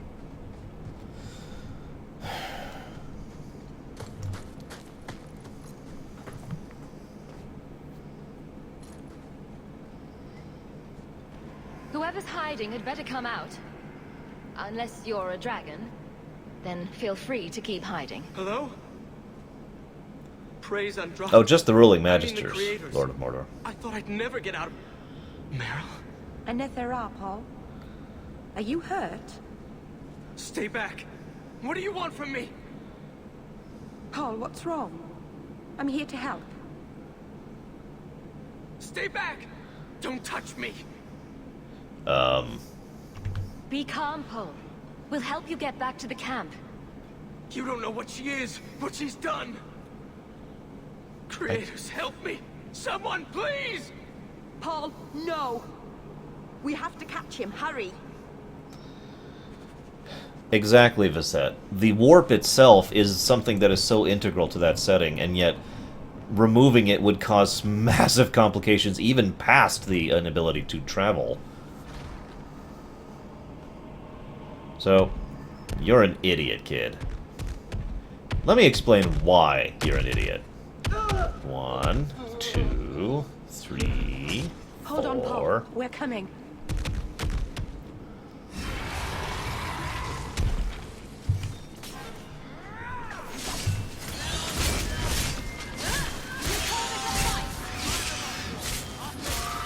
No, Crispin, I generally don't play that kind of mad genocidal maniacal warlords. I will play a warmonger, a lot actually, in 4K, but in general that's actually has more to do with bad diplomacy design in a game than my particular role-playing. Yeah, exactly, Django. The thing is, the only way, in my opinion, to actually fix Warhammer 40k without destroying it is to remove so many elements of it that it is no longer Warhammer 40k, which again is a total cultural wipeout, and debatable if that's still, you know, good at that point. And yes, that's that city elf from, yeah. Suddenly dogs help me attack the Vartero.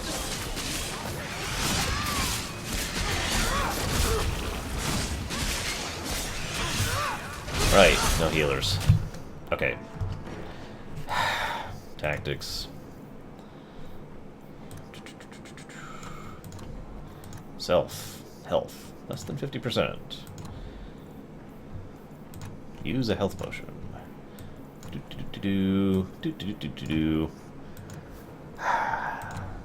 Self. Health. Less than 50%. Use a health potion. Stop dying, people. Well, I don't know if you'd call that saved, Axcac, which is kind of my point. The whole point of the dilemma of Warhammer 40k is there's nothing you can actually do to fix it, nor save it. All you can do is wipe the board clean. IMO. Okay. There you go. Good girl.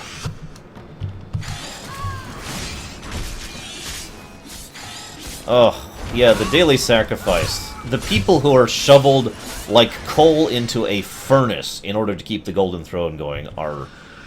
wow. You know?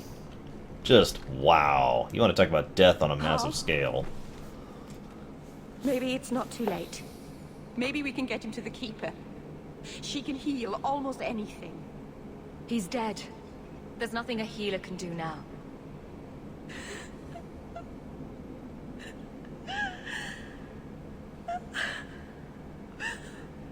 Why did you run? You shouldn't have run.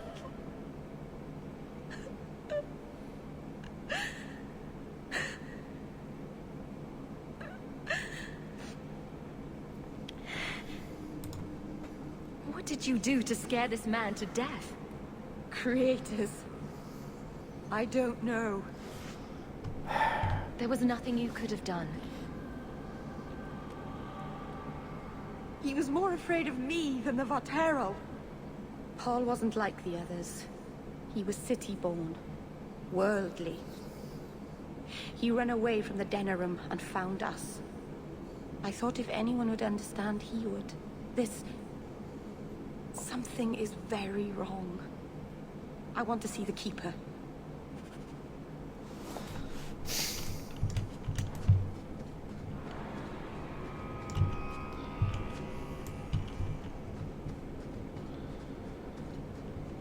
So yeah, I noticed some of my viewers in chat right now understand why I say Warhammer 40k is probably beyond saving, because, yeah, there's not just one reason. There's like 50 reasons. He acted like I was a monster. Don't blame yourself, Kitty. Sometimes men do senseless things. That is true.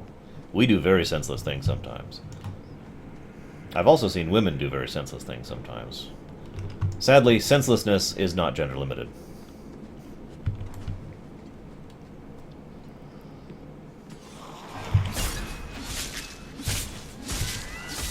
Yes and no, respectively, Lord Immortal. I think it's about the same, honestly. No better, no worse.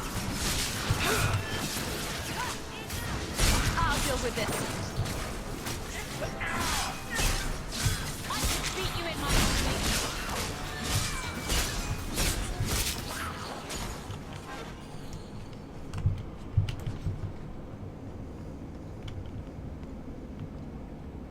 This is true, Probe. Why would I sell the junk, Rowan? The way everyone looked at me in the camp when we arrived. What have they been saying about me? They must think I'm worse than the Blight. Well...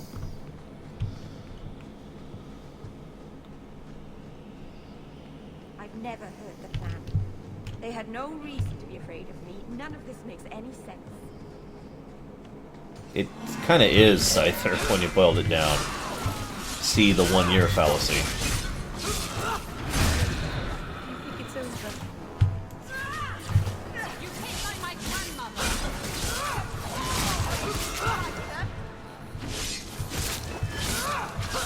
There. Let's finish this. You lie, Lava. Warhammer isn't really a game so much as a setting. Alright, here's a question for you Warhammer 40k fans out there. Specifically 40k, not the fantasy one. If you had to pick one of the sides, the major sides, in 40k to basically be a part of, you had to live there, and in a tier 1 scenario, right? I guess this is actually technically tier 2 scenario. Which would you pick and why? Actually, I guess it would be tier 3, because you're acclimated to the setting and you're acclimated to the species you pick. So which would you pick and why? I have no idea, Scyther. Really, I don't. I never got into fantasy, Warhammer Fantasy at all, Crispin. It never had any appeal to me. I don't know how to explain it. See you around, Freytyran.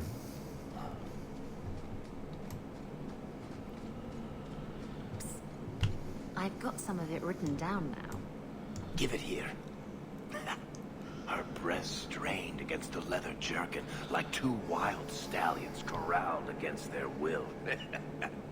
She pounced, the smooth moves of a jungle cat, and locked her thighs around Donnick's waist. Maybe you should read the rest of it in private. I think that's best. So Isabella has been writing ship fan fiction about Aveline and Donnick.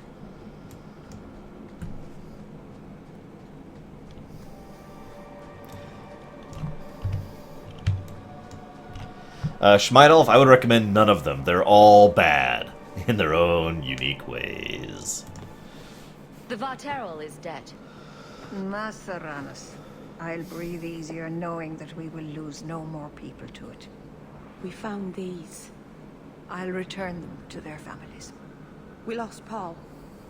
In the cave, he fled at the sight of me.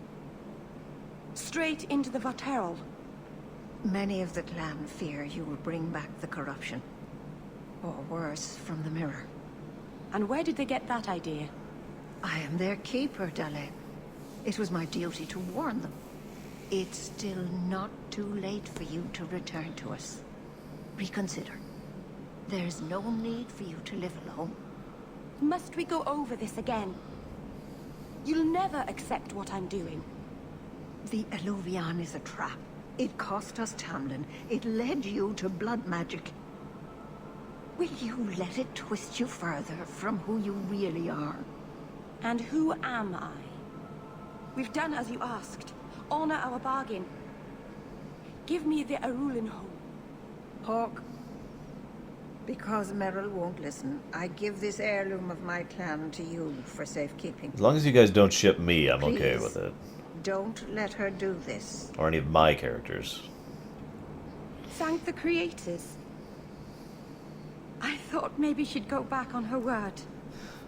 Okay, now that we're at a pause moment, I tend to agree with what Sildir mentioned earlier. The concept that the Dalish in general are so damn terrified that... Well, basically they take the same approach to the... that the Chantry does, that the Templar do, that everyone else does, who is so damned afraid of everything. And if I could use another example from something I've talked about a lot lately, the Jedi Order in the original Star Wars prequel trilogy, they were so terrified of the possibility of what could go wrong that they went too far. They went too far into an extreme, and that led to much worse things than they were afraid of. Is it worth restoring this mirror if it turns your clan against you? You know what it's like to lose everything, Hawk. Not just our land and freedom, but history, stories, language, magic, rituals. Even our gods are gone. It is a sacrifice, but if the mirror restores even one fragment of the past, it's worth it. What did the Keeper mean? The mirror led you to blood magic. The shard I picked up was corrupted. I couldn't cleanse it without help. The Keeper refused. She said that it belonged to another time and should be left there. So I found a spirit. It gave me the power to purify the mirror through blood magic. I've never heard of blood magic purifying anything. There's nothing inherently evil about blood magic. It's magic, like any other. The power that contaminated the mirror was too strong to be driven out by normal means. If I had piles of lyrium lying about, I could have used that, but I didn't. I used what I had. This is Meryl in a nutshell. I've already kind of discussed this here briefly, but the problem is Meryl is someone who did not have the guidance and wisdom that she actually needed. She was surrounded by people who refused to agree with her point of view. And basically it reached the point where Meryl was willing to do... this is why I call Meryl a form of ends justify the means, because to her, if she is willing to take a sacrifice upon herself to accomplish better ends, then she is willing to do so, because Meryl is at her heart a caring individual. But she is very, very misguided, and basically has no idea what she's doing, and how she's doing it. I'm going to pause for just a moment here to share something which you will probably not be able to see. Come on. Oh yeah, that's not going to show up at all, is it? Okay, the focusing is not there at all. This is that's a boat, you can kind of see at the bottom there, with my niece in it, along with a bunch of ducks. But I digress. Take the knife. Just try not to cut yourself with it. Thank you. I knew you would understand. Let's be away from here. The others are giving me the evil eye. Eli, the technology in Star Wars does what technology in real life did up until the internet age. This. That's a noise I shouldn't be hearing. I'm gonna go check the dog. What are you doing? I know you're right here. What are you doing? Here, I'll give you scratches. I'll give you attention. Alright. I haven't abandoned you. Still right here.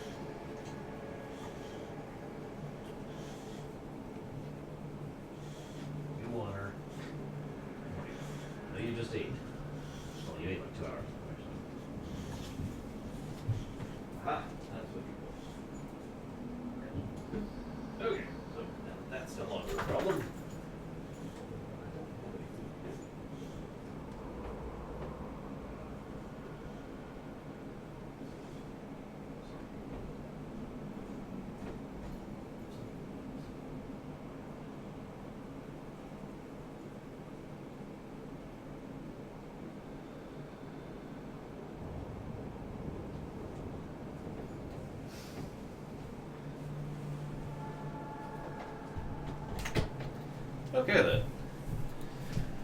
Now that I have executed the dog, I totally to just go over and scritch him because I feel bad about leaving him out there. Her out there.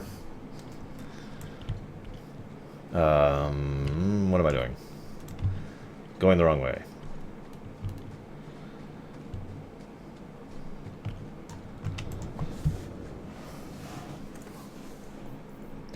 Okay. Do.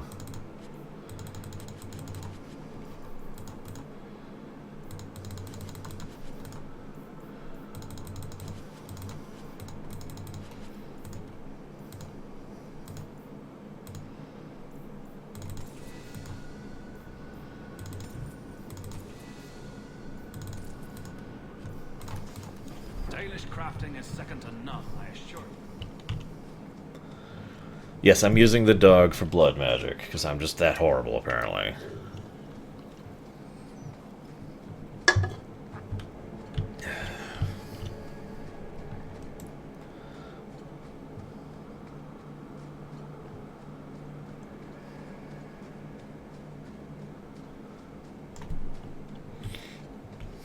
No, Axcac. She needs to know that once upon a time there was a guy named Wesley and he died years ago, except it's only been like 2 days or 4 months or whatever we decided it would be. What? No, whatever.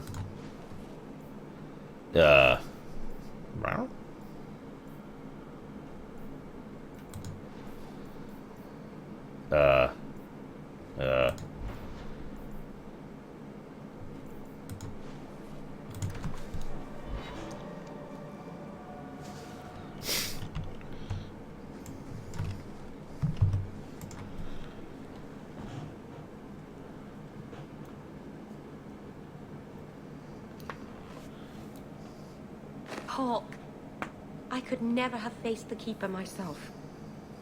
I never imagined a human would help me restore Dalish history. No one ever understood. Not the Keeper, not my clan. Just you. Alert. Because... What can I say? I'd do anything to help someone as sweet as you, Meryl. You're too good to me. I don't deserve you. You're the first real friend I've ever had. No, Crispin. Masaranas, Lethalan. Sorry, but for some strange reason, the Chaos Marines are not something that interests me.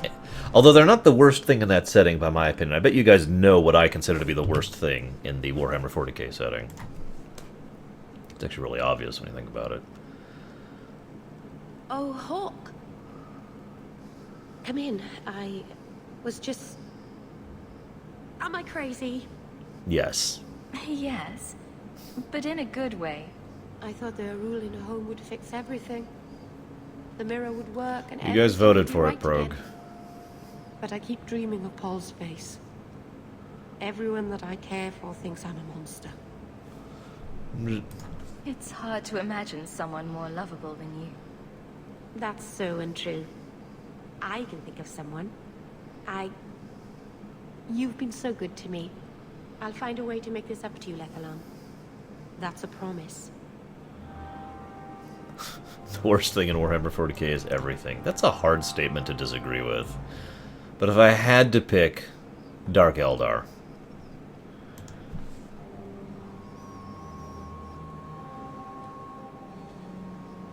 Really, that's an easy answer. I've got something for you.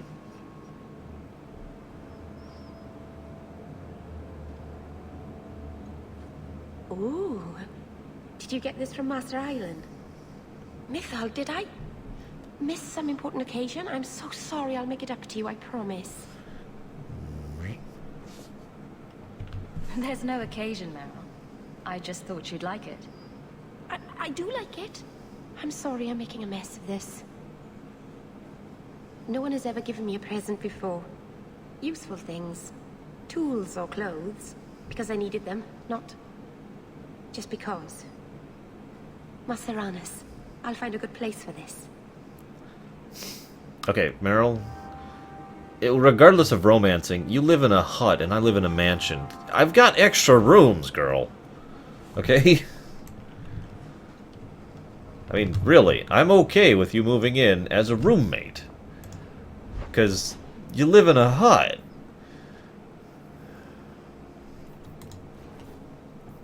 Yeah, sorry, for me, I can't think about how anything could trump the Dark Eldar if it really came down to it. The Dark Eldar are Oh, thank goodness you're here. I thought you went to the Hanged Man. And I almost went there to look for you first, but then I thought you might have gone to see your uncle instead. And I'm rambling, aren't I? I don't mind. You're adorable when you're flustered. After you left, I couldn't stop thinking about Paul and the mirror and everything that's happened.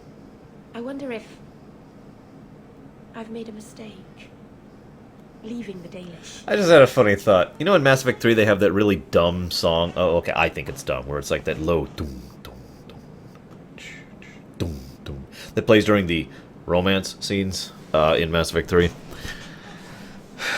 Yeah, I agree, Baronessa. I just pictured as Meryl's doing it, all of a sudden in the background, doom, doom, because it's so silly. I can't take those scenes seriously because of that music.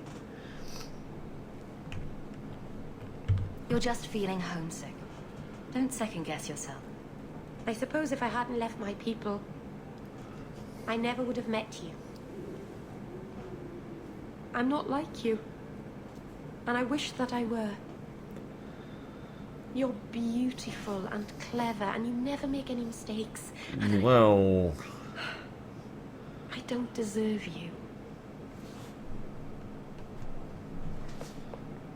I don't recall it, Kay. I'm not as perfect as you think, Meryl. I'm not some sort of goddess. I mean, I've got this blood thing I wouldn't be across so my sure face. about that. Some people worship you from afar, you know. It's foolish of me to even dream that you might. You're a good friend. Break her heart! No, you guys voted for it, so here you go. I thought I was pretty obvious already. But I could spell it out for you. Meryl? I don't think I've heard this song. It's all right. Ah! Okay, little eager. And then, so Varric is there with Cassandra, and Varric's like, and so then Meryl and Hawk just totally started making out. It was super hot. I mean, oh my god, I was there watching the whole time. Don't ask why. There's a people. And oh my god, and then Hawk like crawled on top of Meryl, and they were just lounging on this big bed of hers, and oh, it was incredible. And Cassandra's just like, What happens now? Are we... What did this mean? What? Now we both decide what happens next. If you hadn't come to Sundermount that day, I can't imagine where I'd be now. What is wrong with your neck?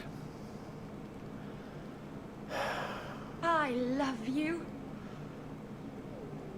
I probably shouldn't have said that, should I? I always say stupidest things. Okay. That was absolutely adorable. I was thinking of scandalizing the neighbors by having my Dalish lover move in. What do you think? Here, in Hightown, the rich, fancy part of the city with no rats in it. And you, with an elf. Yes, because being an elf Not means very. anything to me. You really are crazy, aren't you? If you're not afraid, then Heck. neither am I.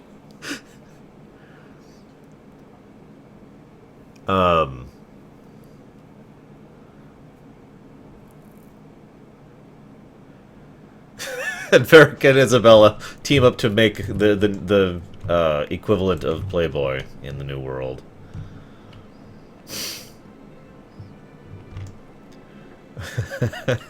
Just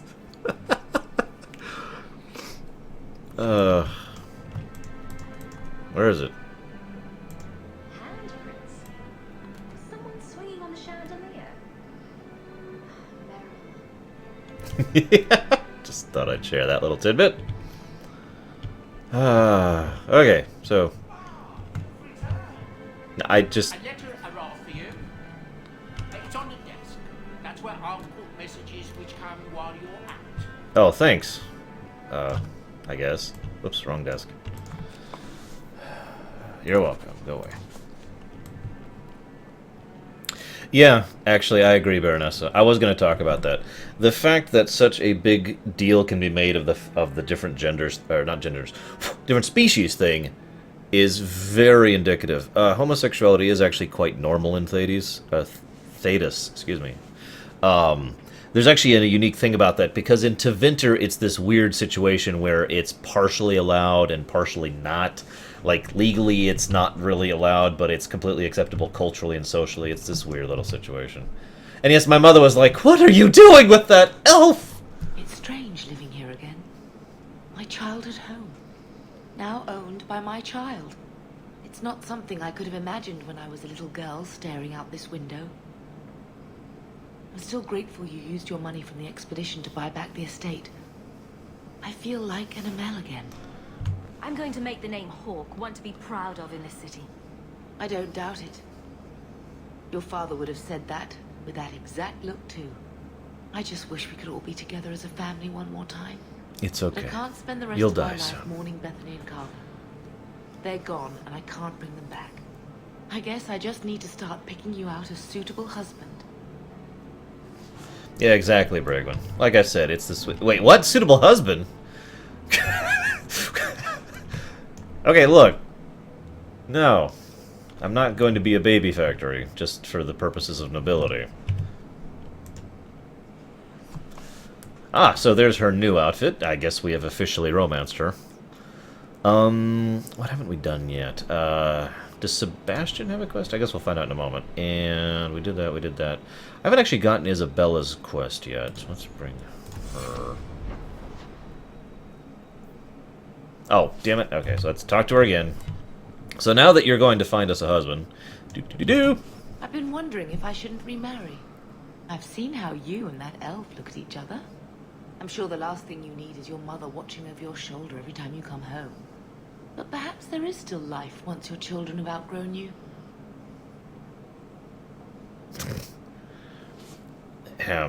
You've been through a lot. You deserve any joy you can find. Thank you, love. No one could ever replace your father. But it is refreshing to think I could still be courted at this age. I'm not gonna say what you're all thinking. An elven slave?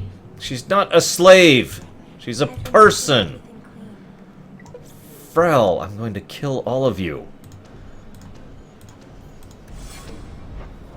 Okay, let's go deal with this real quick.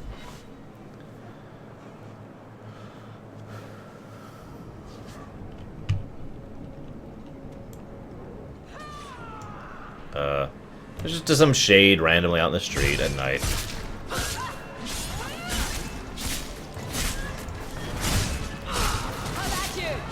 Funny thing is, that's actually fully in character.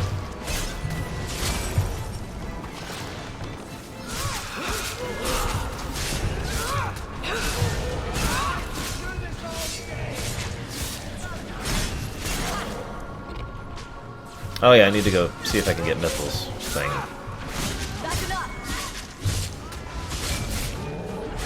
Yep, this is Kirkwall. I already shared the disgustingly horrible part about Kirkwall yesterday. It's actually funny, I expected most of my viewers to be like, yeah, we knew that. But there was a lot of viewers who were not aware of Kirkwall's true nature. It's just, wow.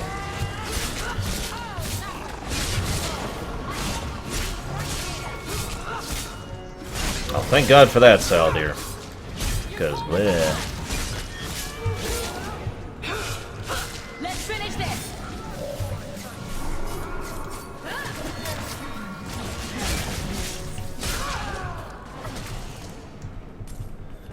Some mage sent that thing here to kill him. Why would anyone... Oh, Maker. The murders. Emmerich was right. He was getting too close. He suspected a man named Gascard Dupuis. Did he do this? Gascard was only a small piece of the puzzle. I think he's innocent. He should have believed Emmerich. I thought he was just trying for one last True, shot at glory. dead. Whoever did this It's is nice a that they're there, dangerous though. apostate that Meredith will want found. I will see to it personally. And then I will gain Thank all you for your the help in this glory. matter. If you learn anything more, please come to me. What a mess. Here's a weird question for you guys, and I'm going to have to phrase it very specifically in order to get across my point. If you had the choice to basically become very successful in one of a small field, which would you choose? And now here's the fields, okay? You could have a great deal of glory. People would shout your name and honor you and look upon the idealized version of you, which is of course not really you.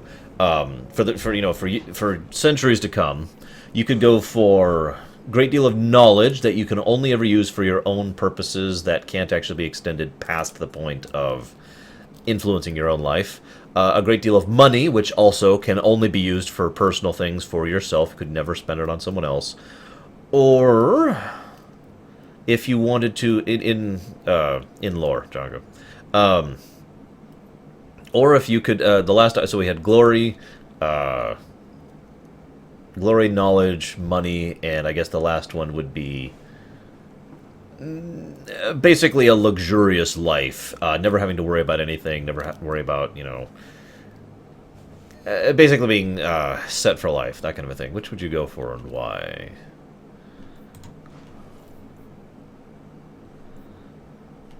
Yes. Nah.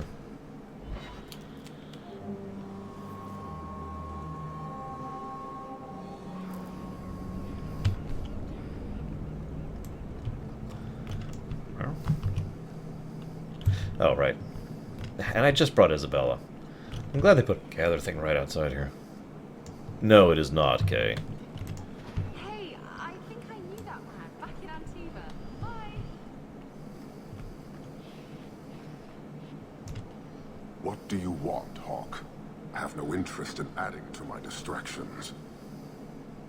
And yet you sent a delegate to the Viscount. A brief attempt to educate. If the dwarf had stolen the Sarkamek, it could have been used to show the price of greed. But you know the outcome of that. These fools are determined to be wrong. I won't waste the effort again. I'll probably regret this, but you should know your delegate is missing. Anyone else, and those words would have been their last. You are handling this. Yes. Not your buffoon of a Viscount. As best I can. Then I will wait. But know this. The provocations we have suffered have worked. If this is not resolved, I can fulfill my duty to the Qun with far less annoyance by sifting through rubble. No, you cannot, Darkstar. I think we're under enough pressure without the help. By the way, Meryl's new outfit. If I can... You know what, I'll just control her. I actually do like her new outfit, personally. I know I'm weird, but it always inspires me, the idea of the old Mithril thing from Tolkienverse, you know? Mithril chainmail.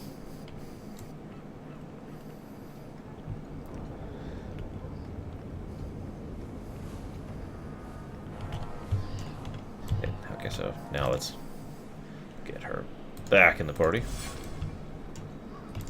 I found your patrol. They won't be coming back. You have stolen my duty, Basra. We were supplied for this task, but you have done this instead. Take what was meant for us. Payment? Excellent.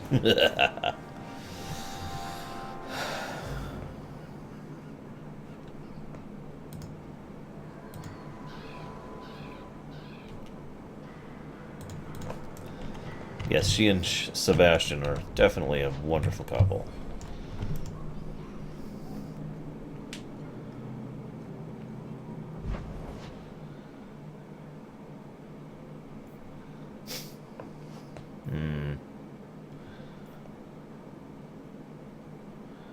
Yes, Eichslaus.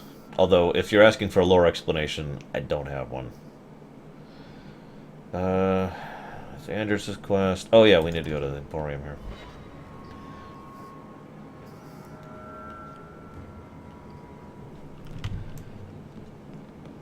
But remember, you can only use knowledge for your own benefit, Kay. So you could cure cancer for yourself. You can invent a motel salt reactor for yourself. Come here, you know. The blood stains. Take Binky's comfort.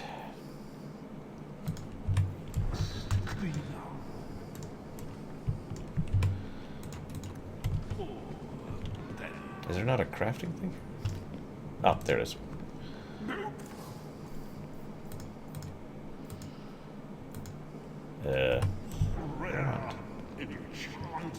Hello, Mazaria.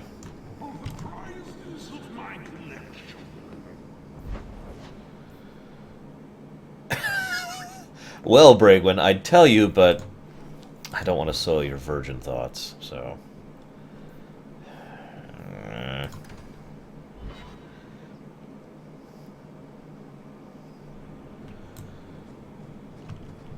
You and Hawk.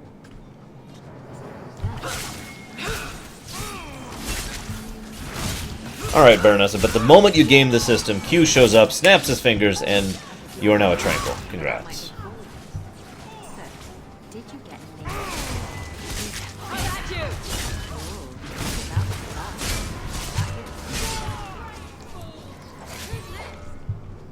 And you couldn't hear any of Isabella and Meryl chatting about getting together with Hawk because we're killing raiders. when a plan works out?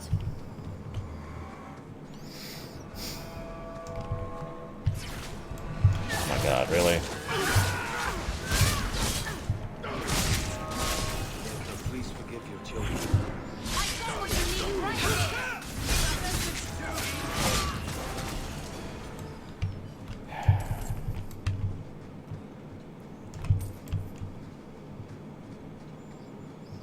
I was wondering if anyone's going to ask what I would pick.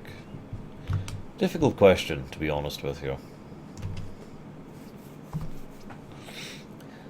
Of course, Shadow. No, Kay, they cannot. They are doomed forever.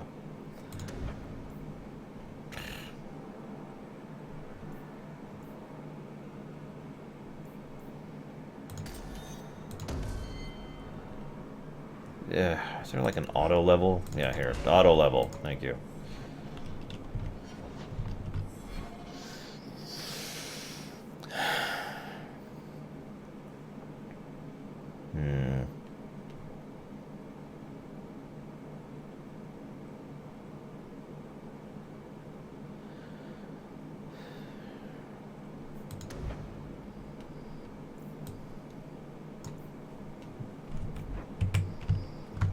Ha! Sorry, Shadow, I shouldn't laugh.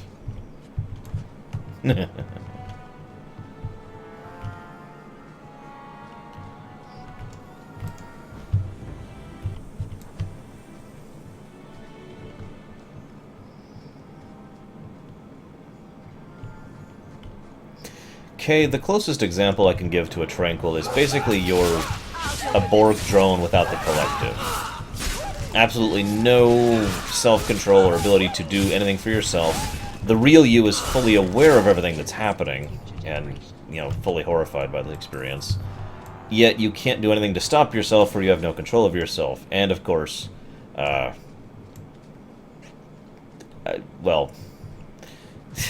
I'll just move on and stop describing something horrible. Where is this stupid thing?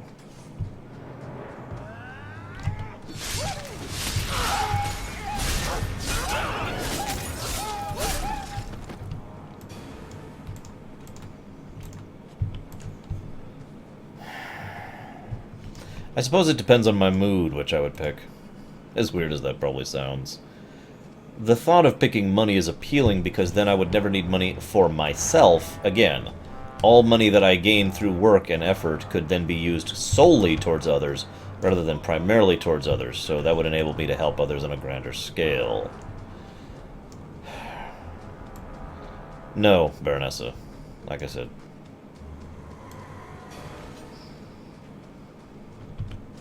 Ooh, give me some pizza, Crispin. I'm actually quite hungry. I haven't eaten yet this day. Morning. The afternoon. Knowledge is certainly interesting, but inherently limited. Because knowledge without power is useless. And so, for example, if I knew how to, just to name something off the top of my head, create a functional warp drive, that's cool and an interesting idea. But only in comic books can you have that kind of knowledge and as a superpower in order to make it out of anything in a cave with a box of scraps, you know. That's not how that actually works in real life. You can MacGyver quite a bit, but I can't actually, for example, make a functional warp drive. Or, well, a warp drive would be a really bad decision. What I would actually make is the ability to use proper replication technology. You misunderstand, Kay. I am gaming the system properly. I am using all that infinite money that you have granted me for my own benefit. For my own example. I will be able to eat, and I would use it, you know, I'd be able to eat sushi, I would actually be able to take care of myself health-wise, I mean, I'd be able to go see the skin doctor for this thing on my fingers, and, you know, actually be able to get back on my medication to prevent further, kidney stones. I would actually live in a place that isn't this. I mean, I like this apartment, but, you know, I'd actually have all these games I want to play, etc., etc. So it would be solely for my own benefit, but I would keep working and have a completely separate and segregate thing. You know, like I would keep doing my job, in other words, solely for the purpose of using all of that money for other people.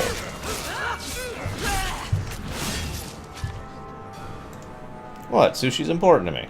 What do you want from me? But anyways, like for example, I could have the knowledge to make replication technology functionally work, right? But I can't, because that's not actually how that works.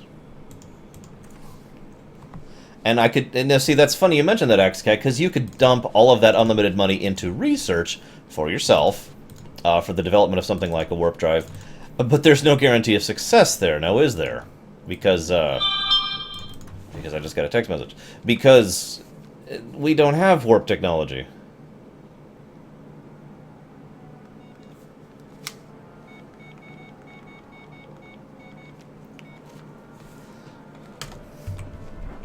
So, there's nothing stopping you from trying.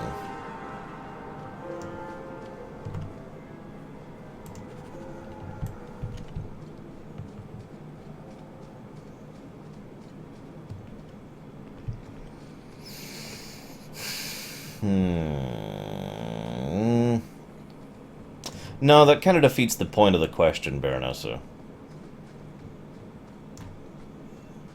Unless... Nah. I suppose that would be allowed under the unique purposes. See, the funny thing is most people don't understand the questions I ask because I don't know how to ask them. I don't care per se about your answer. I care about what your answer says about you, if that makes any sense. So the purpose of this question is basically if you had to choose something for yourself, solely for selfish purposes, what would you choose and why? Your armor is very shiny, Sebastian. Doesn't that make you an easier target? The light of the Maker is my armor, Meryl. I'm not afraid. Maybe you could ask him to make his light less shiny? Then you wouldn't need as much armor. Hey, Raskor. There's an irony to Meryl saying that now, of all times.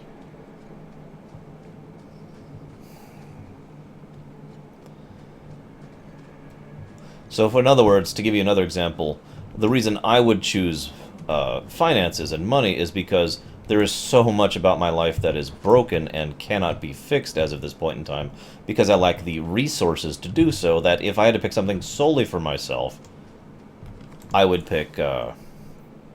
I would pick the ability to take care of myself. You've returned.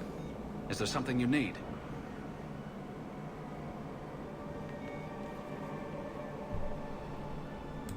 Do you sell the ink you Dalish use for tattooing? How dare you?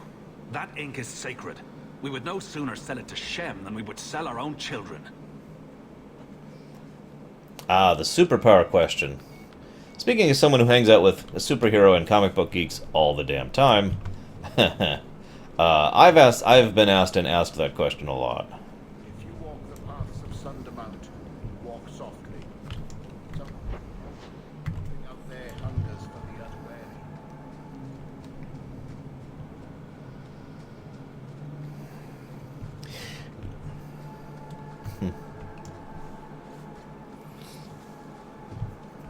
The point here is that Oh, damn it. I need to ask Meryl to buy... Didn't I already get the ink? I think the mountain has actually gotten sadder since I've been away. Hang on.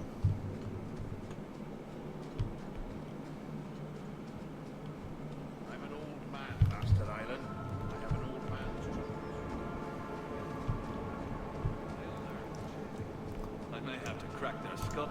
You've returned. Is there something you need? A Dalish crafter does many things.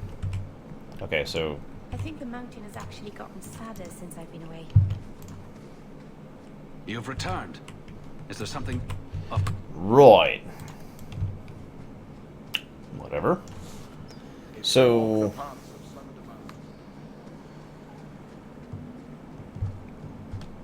Oh, come on, Pop.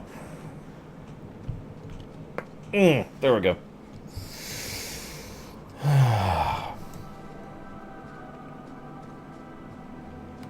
I could see that, Baronessa. Okay, I thought I already had the ink. I just wasn't positive. Because I got it from the chest. So, I have several basically pre-made answers to these superpower questions, but those of you who are comic book fans or whatever know that it's not really about one power so much as a power kit. In other words, to use the classic example, super speed is completely useless if you don't have the ability to survive your own speed, right? See, the Speed Force, or what Quicksilver does, for good examples of that. If your city was stolen, why didn't you just call the guards? I'm afraid the matter can't be handled by guards, Meryl. Aveline could help you. She's very good at making thieves give things back. I think it's because she's so tall. This is beyond even Aveline's power, I'm sorry to say. Are you sure? Have you seen her hit people? Sorry. Wait a minute. It's the same damn guy! Ah! Sorry. Brilliant. I'm amazed that you found everything. My craft can begin anew.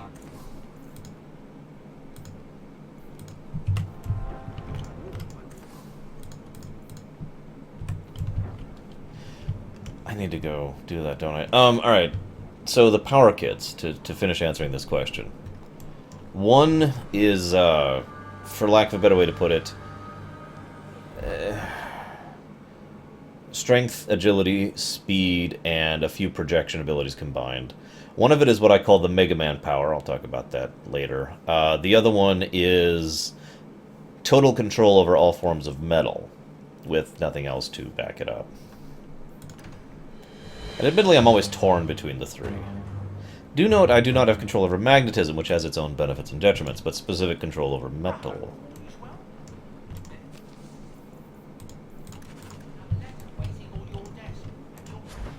Alright. No, I need the crafting. Where's the... Oh, here we go. Order, potions, and grenades.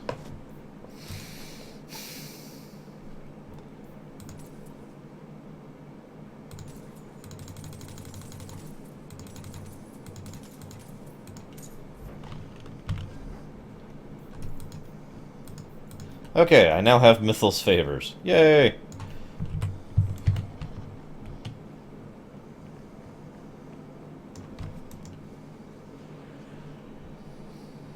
Okay. I still have to do this quest.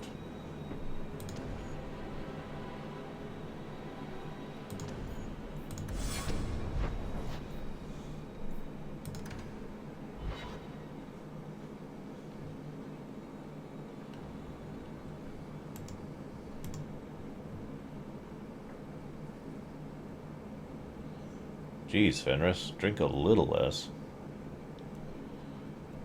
Last bottle of the Egregio. I've been saving it for a special occasion. And what's that? That is true, Baronessa. The anniversary of my escape. Wow, it's already been a year. Astia Vala Firmundis. Care to hear the story? I'd like that. Let's see. You've heard of Saharan? The Imperium and the Qunari have fought over the island for centuries now. I was there with Daenerys during a Qunari attack. I managed to get him to a ship, but there was no room for a slave. I was left behind. I barely got out of the city alive. thought Daenerys considered you valuable. He wasn't given a choice. The look on his face as the ship pulled out was priceless. There are rebels in the Saharan jungles called Fog Warriors. They found me and took me in, nursed me back to health. I stayed with them for a time, until Daenerys finally came for me. Were you with these Fog Warriors willingly? I'd grown fond of the rebels. They bowed to no master and fought for their freedom. It was beyond my experience. When Daenerys came, they refused to let him take me. He ordered me to kill them. So I did. I killed them all. Why would you do such a thing? It felt inevitable. My master had returned and this fantasy life was over. But once it was done, I looked down at their bodies. I felt I couldn't. I ran and never looked back. Didn't Daenerys stop you? The rebels had wounded him. The soldiers he brought attempted to capture me, unsuccessfully. It was weeks before Daenerys was able to mount the hunt in earnest. But by then, I was already gone. I have to wonder why you stayed with Daenerys as long as you did. You have not been a slave. A slave does not dream of freedom or wonder at possibilities. You think only of your master's desires and what the next hour will bring. It did not occur to me that I could be anything else until I had a taste of it. Crispin, give in. Search your feelings, boy. You know you must eat more of the pizza. But there are stories of slaves rebelling all the time. They did in Kirkwall. The ritual that gave me my markings also stripped me of my memory. Whatever I was before may as well have never been. Perhaps if I knew, I might have felt differently. How well did you know these Fog Warriors? I knew them only a few months, but in that time, I felt as if I truly lived. They were bold, strong, free with their affections. I was in awe of them and owed them everything. And I turned on them even so. I don't see why you didn't kill him right there. I wasn't running from him. Not at first.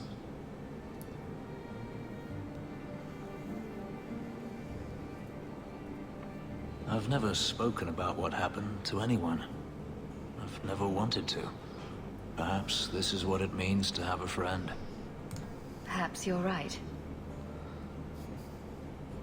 To you, Hawk. May I fight at your side for years to come.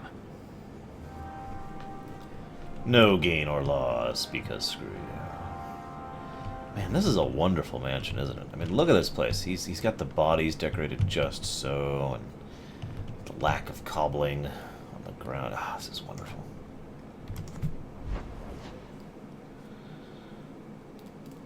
Well, good luck, Sile, dear. But no, I'm not going to hold back.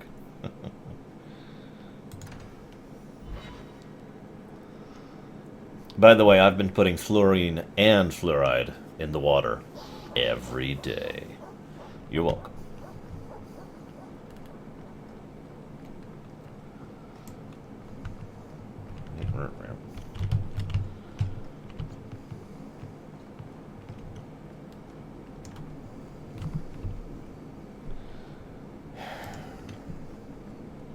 Bertrand really hasn't done much with this place, has he? I don't get it. My sources saw people making deliveries here just a week ago. This Not sure yet, looks like Zeiss. it's been empty for months. You think he put the cobwebs up to discourage tax collectors? Well, you're thinking it's a trap. Great. It's been ages since my brother tried to kill me.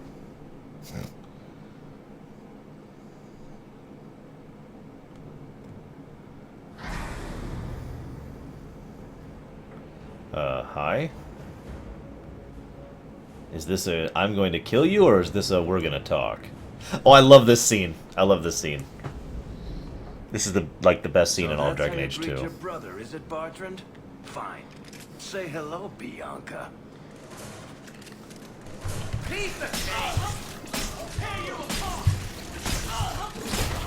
This quest also made me want to play as an archer.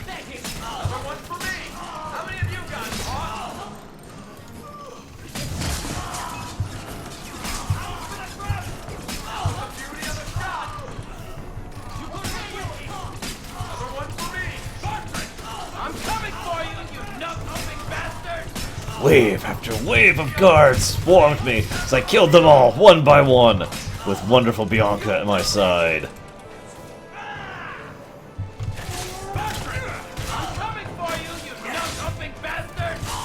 There's the other one I gave him. Let's dance, you sons of bitches! Better luck in the next life. Another one for me. How many of you got it, Hawk? Because I'm hitting them that hard, Isaac. I mean, I'm just destroying them. Yeah! I will destroy all of my brother's accomplices. And I bravely rushed through, room to room, searching for Bartrand and his mysterious mercenary army. But then...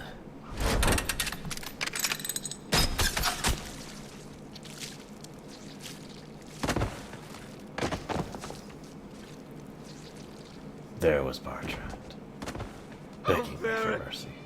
Please forgive me, my brother. I was just jealous of you. How could I ever compete with you for Mother's love?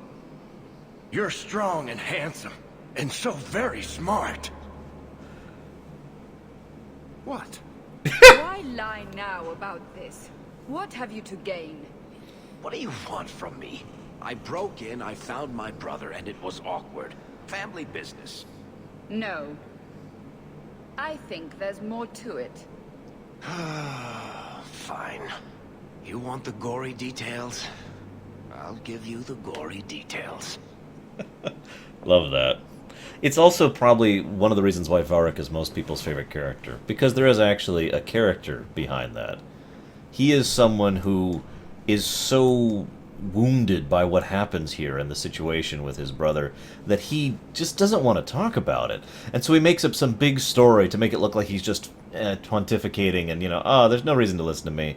And when called on it, he only actually acquiesces when he is forced into the situation. Now to go get Anders in my party for some reason.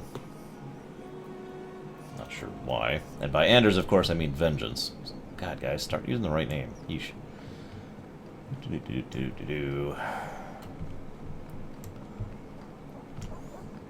we'll go to Fenris's Mansion. Pretty much, Progue. Like, literally, pretty much. Alright, get out of my party. Get into my party.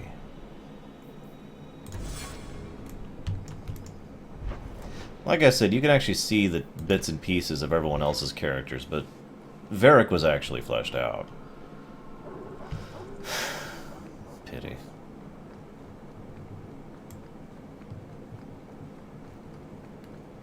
I'm still controlling Varric.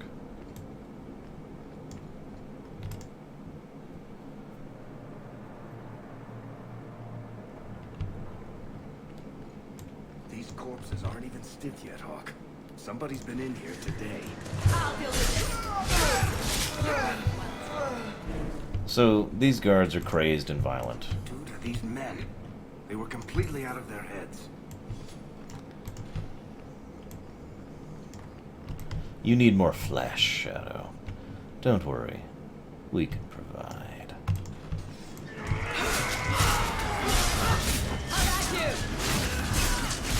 Why, Titans? What's your reason?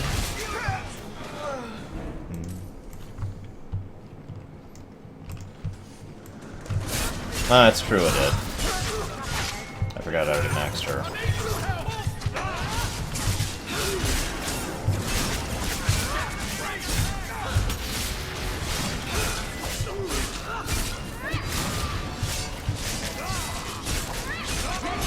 Yes, Ventures. I did. I actually talk about that concept more often than not.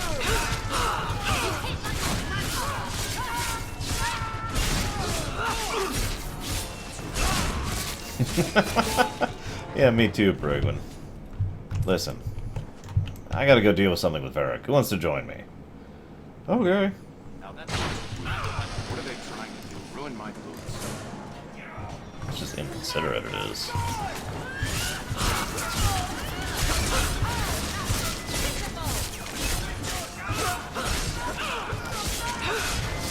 I really wish we'd had a mansion counter. I'm sorry, guys. I dropped the ball on that one.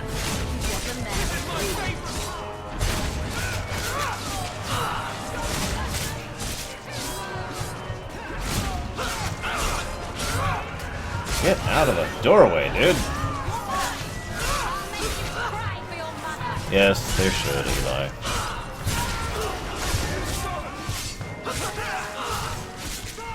Yeah, funny, isn't it, Rastor? Problem is, this version's much more personally painful.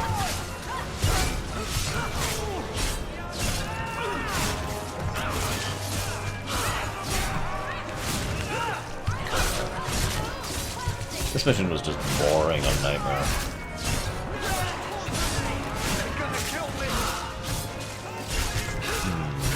Alright, Titans. Fair enough. I wasn't going to anyways.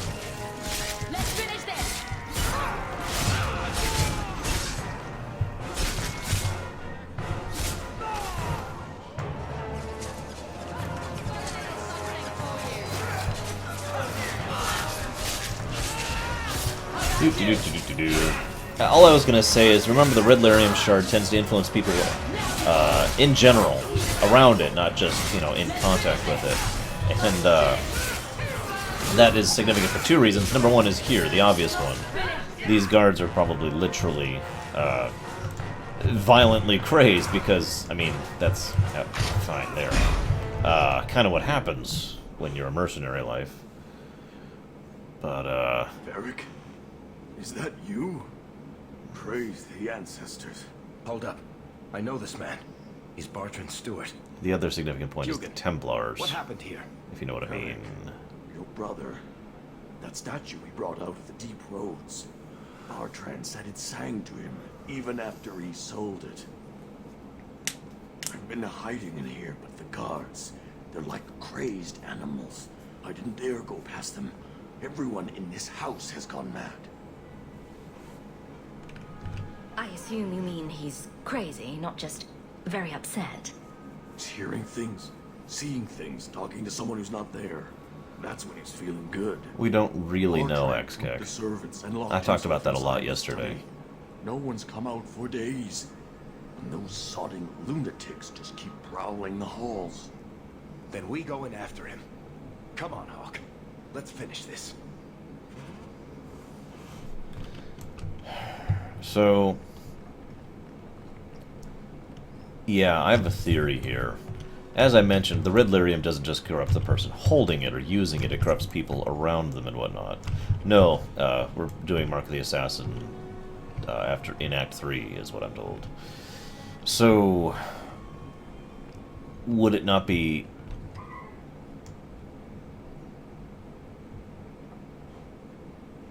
interesting and worthy of note if, while it was in Meredith's possession, she had been using it for, well, obviously for her own purposes, but in addition to that, hi, little Jaina. In addition to that, it was corrupting the Templars around her, in addition to Meredith herself. Mama. Come back, Jaina. Come back, little one. Or play with the dog. That's also acceptable. I'm coming. Hey, little one. What's up? You're stuck with me for a few minutes, okay? Is that okay? Well, it doesn't actually matter if you're okay with it or not, but I'd rather you be okay with it than not.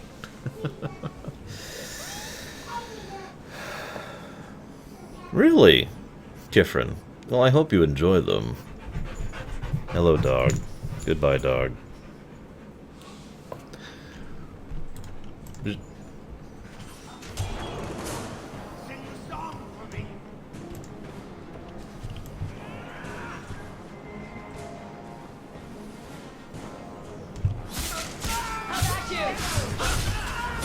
By the way, with regards to the earlier comment about difference in difficulty between casual and normal, the only real difference comes down to how hard they hit, which is a minor difference, and how much HP they have, which is a very annoying difference. Because that just gets very, very old. I can't hear it anymore. I just need to hear the song again. Just for a minute. Stop saying that! Damn it, I Eli. know I shouldn't have sold the idol to that woman. It was a mistake! I have no idea, Kay. Mistake. Bertrand, get a hold of yourself. Do you know where you are? Do you know what you've done? Berg, you'll help me, won't you, little brother? Help me find it again. You were always a good one. Help you? Bertrand, you left me to die. You left all your men to die. And for what? Some trinket? Look at yourself. Look at what you've done to the men and women who served you. Where's your nobility, brother? Where's your dwarven honor?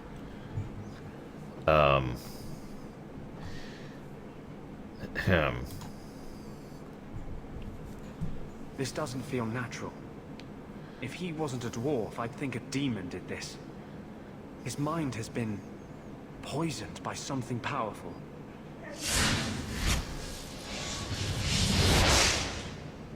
That's all I can do. It won't last, I'm sorry. Varric? I'm here. Varric, what have I done? I don't know. I honestly don't know. They can stop, little brother. Don't let me... Don't let House Kethris fall like this. I know.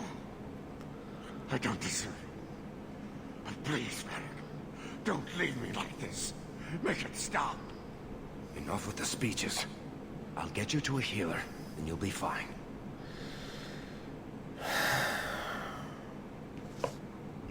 Seriously? 3 years of I'm going to skin him alive, and then poof, best buddies? I can't do it, Hawk. I thought I could. I thought he'd be gloating, lying on a bed of gold and commissioning painters to memorialize the instant he sealed us into the deep roads. But look at him. Whatever that idol was, it did worse to him than I ever could. This is a mercy. I want to make that clear. You heard Anders. He's possessed. As long as he lives, he's a threat to everyone around him.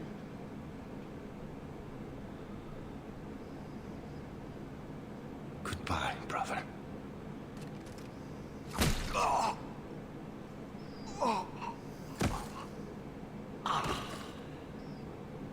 No vengeance.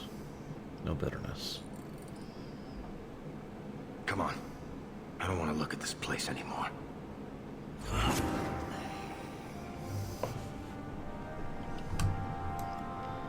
Let's loot his corpse.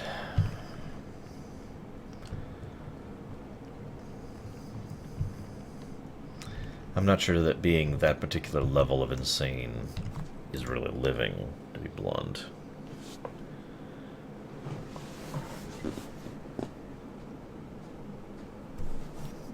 Something on your mind, Varric? I should thank you for your help with my brother. He was a jackass, and he tried to kill us, but that was still the hardest thing I've ever done. I don't know. Maybe I could have found help for him. He was obviously suffering. You spared him a lot of misery. I hope you're right. I don't know if surface dwarves go back to the stone, or hang around singing hymns with Andraste, or what. I just hope wherever he is now, Bertrand stays out of trouble. Any idea what really went on with him and that statue? Well, the thing must be cursed. I don't know if it's magic, or demons, or the bile of the ancestors, but I think curse about covers it. If we're lucky, whoever he sold it to had the damn thing melted down for scrap. If you're worried about it, we could ask one of the priests to pray for him. I'm pretty sure any decent priest who prays for Bertrand would burst into flames. Anyway, thank you. I'll keep looking into who bought that blighted statue. At the very least, they need to be warned about what happened. I like it, Preacher. It is a little simple, but rather indicative.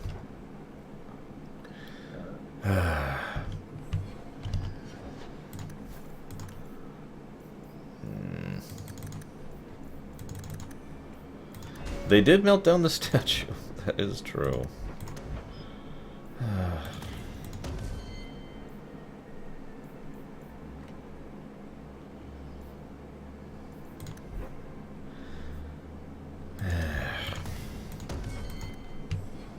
It's a messy situation no matter how you think of it.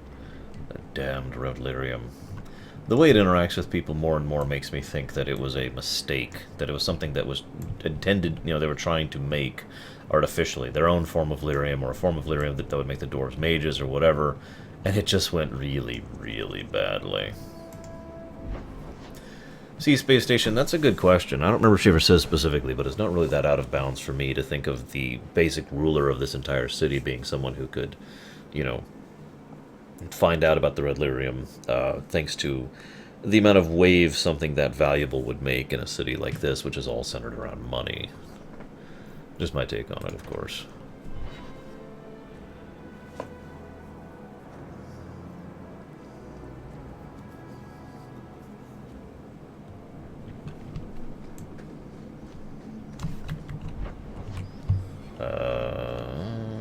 Yeah, I need to go talk to Vengeance.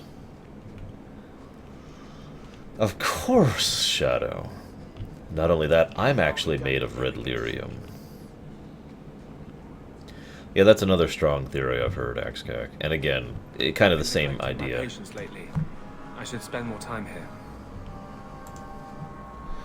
Alright, Vengeance, what do you want? Have you noticed how many Tranquil are in the gallows courtyard lately? And don't tell me I'm just sensitive to it. I've been watching, and every day there are new Tranquil selling their bloody wares. Good mages, too. People I know pass their harrowing. Doesn't Chantry law say that mages who pass their harrowing can't be made tranquil? Exactly. The Templars are using the right of tranquility to silence those who speak against them. They're working on a deliberate plan to turn every mage in Kirkwall within the next 3 years. Yeah, good point, Aded. So... Whatever you think of Templars, you can't imagine they're so heartless. They're worse. There are groups in Kirkwall who help those fleeing the Circle. I've talked to people on the inside. The plan is the work of a Templar named Sir Ulrich.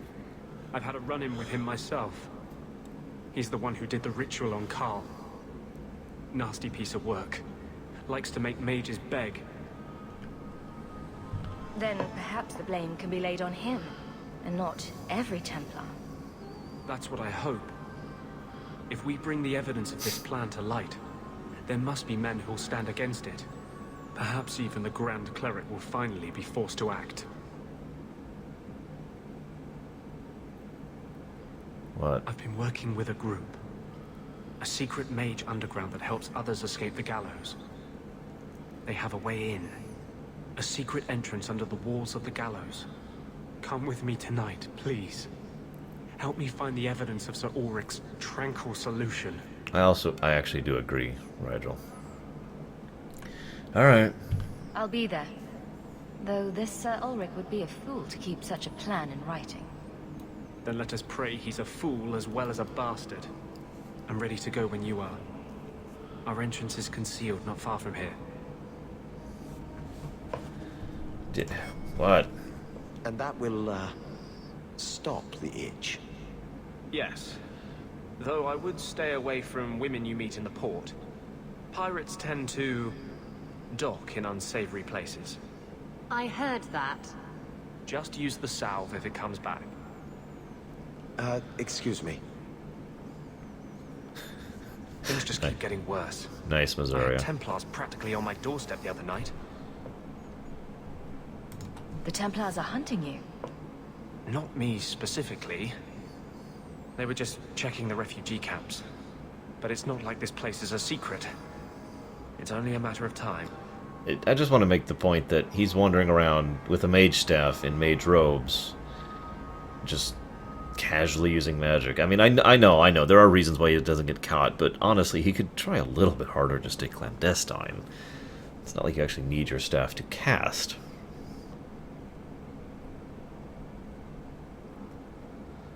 I can't say you've been keeping a low profile. The Knight Commander is out of control. Even her own people have been talking about it. The curfews, the midnight raids on mages' families. Everyone I know forced into hiding so they won't be made tranquil. I'll keep you safe, big boy. Is that making it harder for you? With justice? In the Fade, there is no time. Emotion rules everything. Justice doesn't know how to sit idle until the right moment to strike.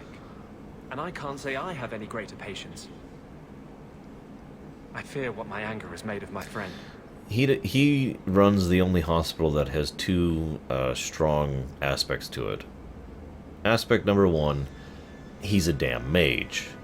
I know that may not sound big, but the difference between mundane medical science that exists in a medieval society and healing magic is monumental.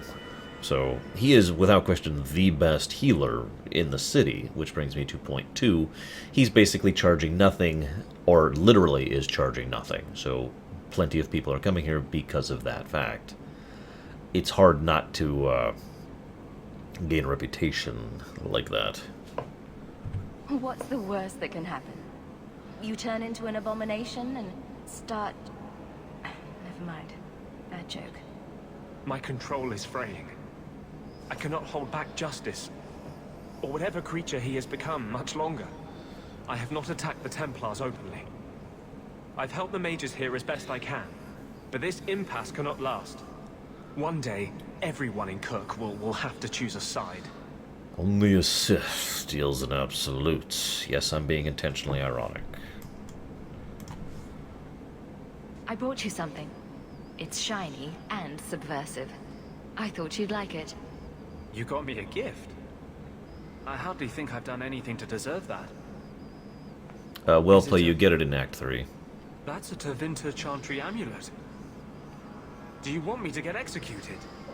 It's sacrilege to wear those in any land under the Divine. Here I thought you fight for mages' rights. Whoever's bad side that puts you on. I like it. Maybe not on the outside of my clothes. I'm not that eager to face the hangman's noose. But I appreciate the thought. I've never really thought about what life would be like in the Tevinter Chantry. In the Circle, they make it sound like the Void itself. The Black Divine stalking Phaedus, making it unsafe for kittens and virgins. I just want to make this point again for those of you who didn't catch this point yesterday. The Tevinter Chantry... Wait, I just lost connection. Come back, stream. Crap.